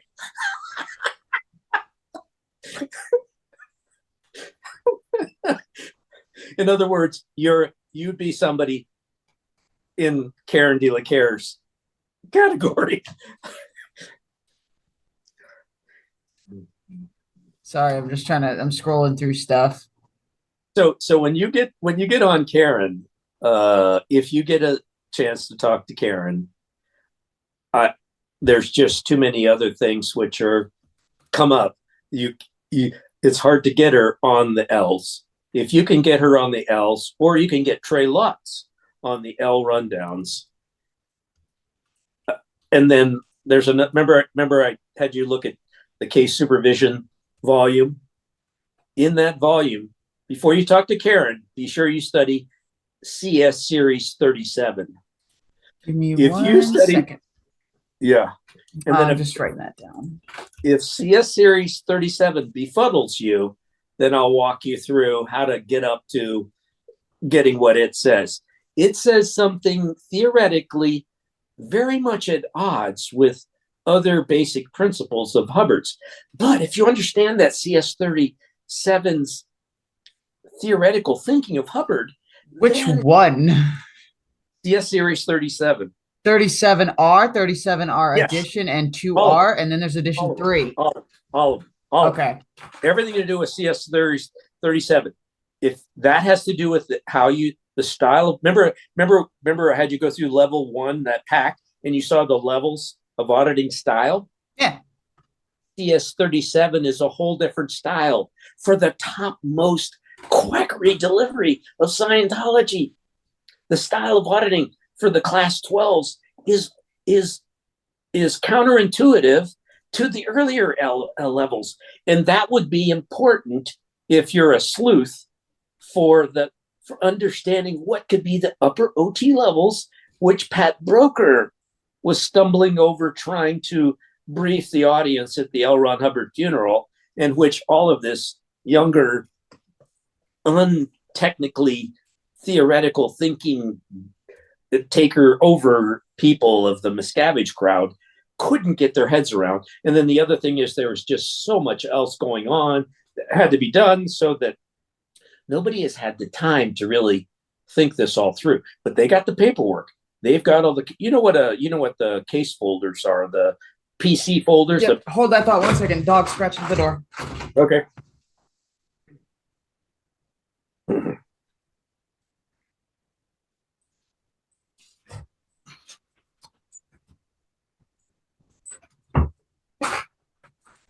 Yes, I'm aware what a PC folder is.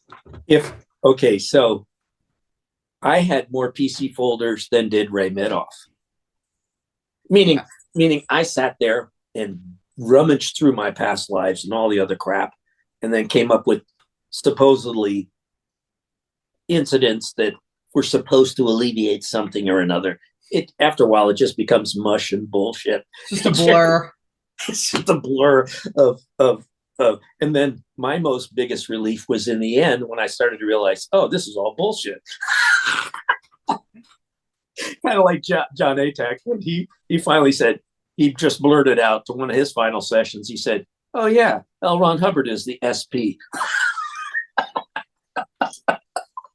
Oh my God. Because then you realize, yeah, it's just all bullshit. And then you know who's fucking Scientology up the most? Miscavige. Yeah. And it's kind of true. I mean, who is it who said, if you see WDC Smy, spit on him for me? It's the antithesis. It's the opposite of what a religion should be doing. You shouldn't be spitting on your trusted top managers. You should be working to repair them. And then have you ever heard of this? Okay, so in the green volumes, you have what's called the management series. Yes. All the management series are what are taught on the Flag Executive Briefing course. Currently today, they've talked about at Clearwater, they're training up the new grooms to go out and sweep, clean, and do stuff administratively at the top ranks of the movement. Janice Grady, when you talk to her, you might want to take a note. Ask her about the Oscar program. Ask Janice about the Oscar program. She's the one, she was in WDC over the rainbow at wherever it was, La Quinta or Hemet, and she was running me on the Oscar program, and I was helping train. The Oscars are the bad guy executives in the orgs that are doing bad, who needed to be replaced with new executives, and then new executives needed to be trained up on the OEC FEBC and then sent out to replace the bad executives in the orgs. She knew all about that. She got the original traffic from Hubbard, and as one of the top messengers. Janice was a watch messenger of extreme experience. Anyways, as you know, you can see she's got. Anyways, but back to what this issue that we're looking at. What's the name of this issue? This is. Give me 1 second. This is CS Series 37R High and Low TA Breakthrough. Okay, good. So that you've heard of Jeff Hawkins. He's written He's written some. He used to work for the Dianetics ad campaigns. That's right. Yes, he helped sort of break through this whole media sort of resurgence of the 2000s when he went public in the mid 2000s. He just, and because he has such immediate understanding, people can understand. They can remember those great Dianetics ads, and I remember him. Oh, there's so many other stories connected to Jeff and the people that worked with Jeff. There were called the LRH artists, and then the teams of people that worked, the really tight little team that Jeff was allowed to work sort of independently and just sort of bypass all the stops, all the barriers that management would put in the way, and then just do. It's a funny lesson because, again, it would show that the outside advertising techniques of positioning and stuff like that, and correct surveying that Jeff did, and all the right things that Jeff did, you can pretty much promote any subject and hide the fact, like all throughout all that advertising, what the Dianetics advertising was, and say, they didn't just come out and say, fetal trauma is what's fucking you up. Because that's what Dianetics is. It's your fetal trauma. You're supposed to get back into your fetal trauma memories and run those out. And then that will relieve you of your full, that was considered the basic problem, was fetal trauma in Dianetics. And it's not emphasized much. Basically, it's just the other principles of just talk about whatever you can. It's where all the earlier similars end up.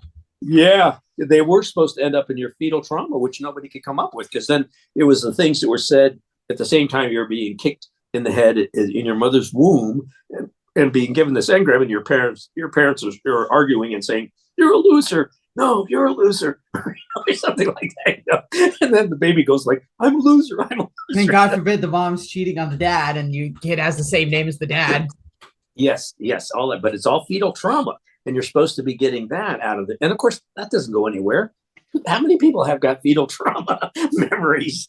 And then again, if you listen to child psychologists, they go, it's complete nonsense. There's not that type of a recording going on in the human brain. But of course, then it slips into Scientology, and then it slips immediately, because there are a lot of science fiction people in Scientology, into past lives, advanced civilization memorization. And of course, that's all bogus too. So the whole crowd of people that were in Scientology were delving into all this kind of imaginary bullshit, starting with Dianetics, and then it gets worse in Scientology. It doesn't get any better when you get into the exorcism. So and then the gross problems mass of the era of the late 50s, early 60s, SOP, standard operating procedure for going into goals and goals listing. It's just more and more self-creating all this bunk on your head. So yeah, eventually get fed up and you're like, this is all bullshit. So then Hubbard calls that a level. That's OT8, when you realize you created all this crap.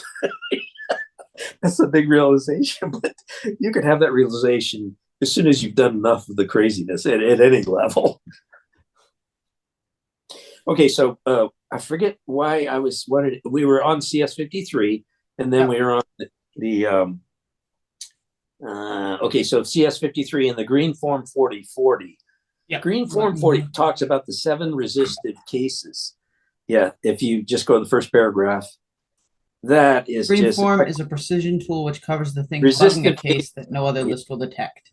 If you go down a little bit, I'll say the 7 resistive cases, and that's what it addresses. So the flag best of the best quack pseudotherapists could assess this list, and that's where you sit there and you have the little e-meter lie detector device, and when you call off these various statements, like you had the CS series 4 long form and short form. You have the short form. You just call those words off and you watch for a needle reaction. Then you take it up and you try to see if the person who's the guinea pig patient there has any trouble with that.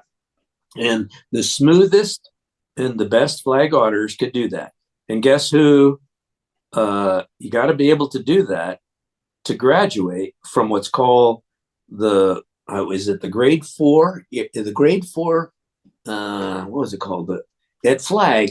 If you can do the CSing of the 53 in the green form, and then you know how to do the handlings for them, that is a whole, that's when you've really made it as an auditor.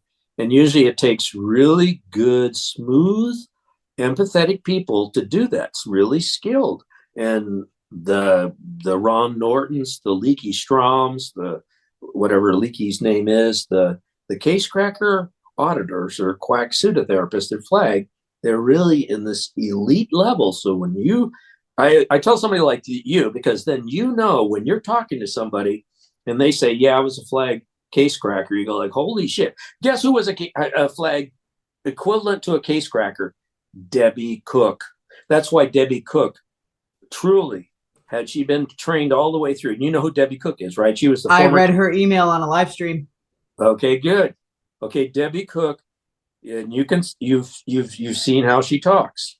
She is that just built-in, empathetic, beautiful human being that you would be willing to talk to, and you could go down any one of these little quacky side trails of Scientology, and she would walk you through that, and you'd feel better at the end because of her, because she is just a beautiful human being to talk to. And Janice's mother, Janice Grady, who agreed to be interviewed by her mother was a class 8, and her father, I think, was likewise a class 6. But Janice's mother was one of those, just she would be like better than L. Ron Hubbard.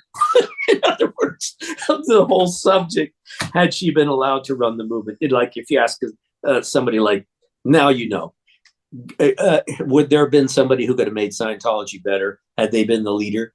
Janice's mom. Yes. Debbie Cook. Yes.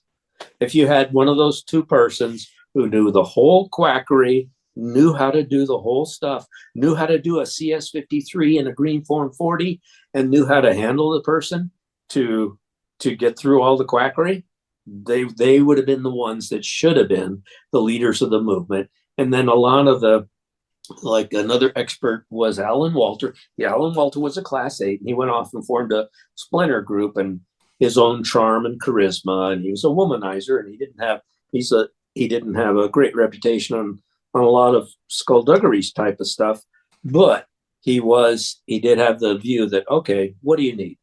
You've heard of the Dror Center in Israel? No.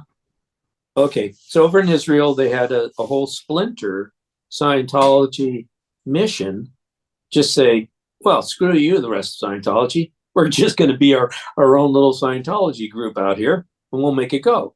That's because the two top leaders of the Dror Center, the Dror Scientology Center, were either class 6s or class 8s. They themselves were these sort of exemplary type of people that can sit down and do the quack therapy of Scientology.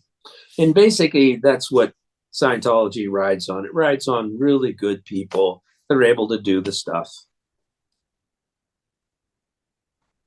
But anyways, this is the stuff.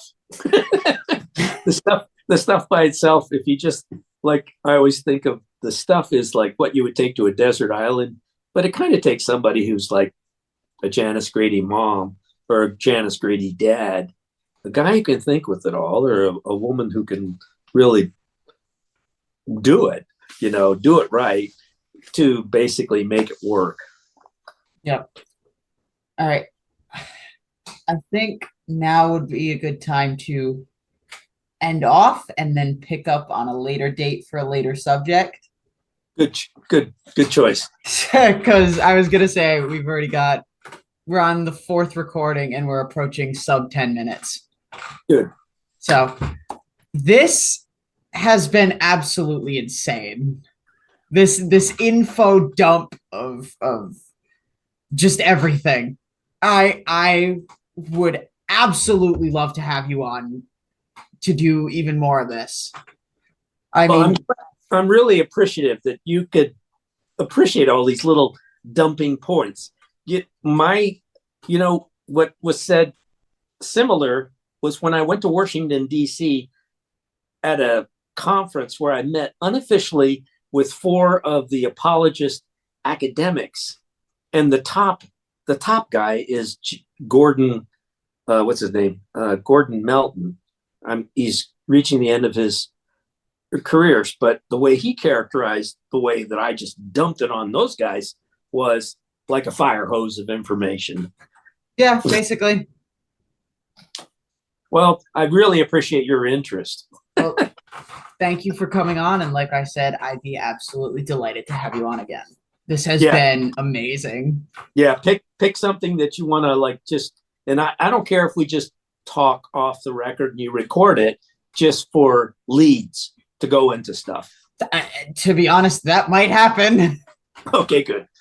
So I think maybe God, I don't even know where to start. Yeah, don't worry about it. Don't plan anything. Just do whatever you want. Well, I would absolutely love to get your experience at INCOM. That is one thing that I definitely want to get. That was the first interest of when I first got out in 2004, when I first went on the internet. I got first asked about INCOM. I mean, that was the first place I ever heard of you. So there is one book. Remember this, Michael Streeter. And the book title is Behind Closed Doors.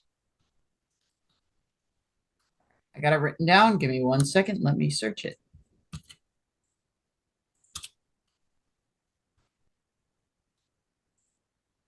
Go. All right. Am I showing this or am I? Okay, I'm showing something completely different. Yes. Michael Streeter. That's it. That's the book.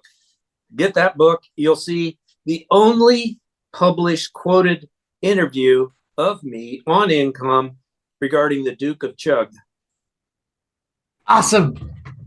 I am so stoked. I'm buying this book. I'm getting Janice's books. Oh, this is insane. So, all right. Thank you so much for everything. Oh, don't worry. I'm glad somebody's interested. I'll always be interested for as long as people are willing to talk about it. And then I just always ask, just make sure your YouTube interviews with me are available so other people can get these leads. Well, this whole thing is going right up. Okay. So I'm glad you're willing to be uploaded. Oh, for sure. So, all right, everybody, thank you so much, Chuck Beatty. I absolutely love this, and I know I'm repeating myself. Yes, I will look up mediocre amateur. I'm actually gonna load that up in my bar right now. Mediocre amateur. So let's do a quick look. Mount Blanc rescuing a Russian. The Matterhorn, the most recognizable mountain in the world. Oh, so it's all mountain stuff. These guys are not mediocre amateurs. No, they don't look it. They don't know.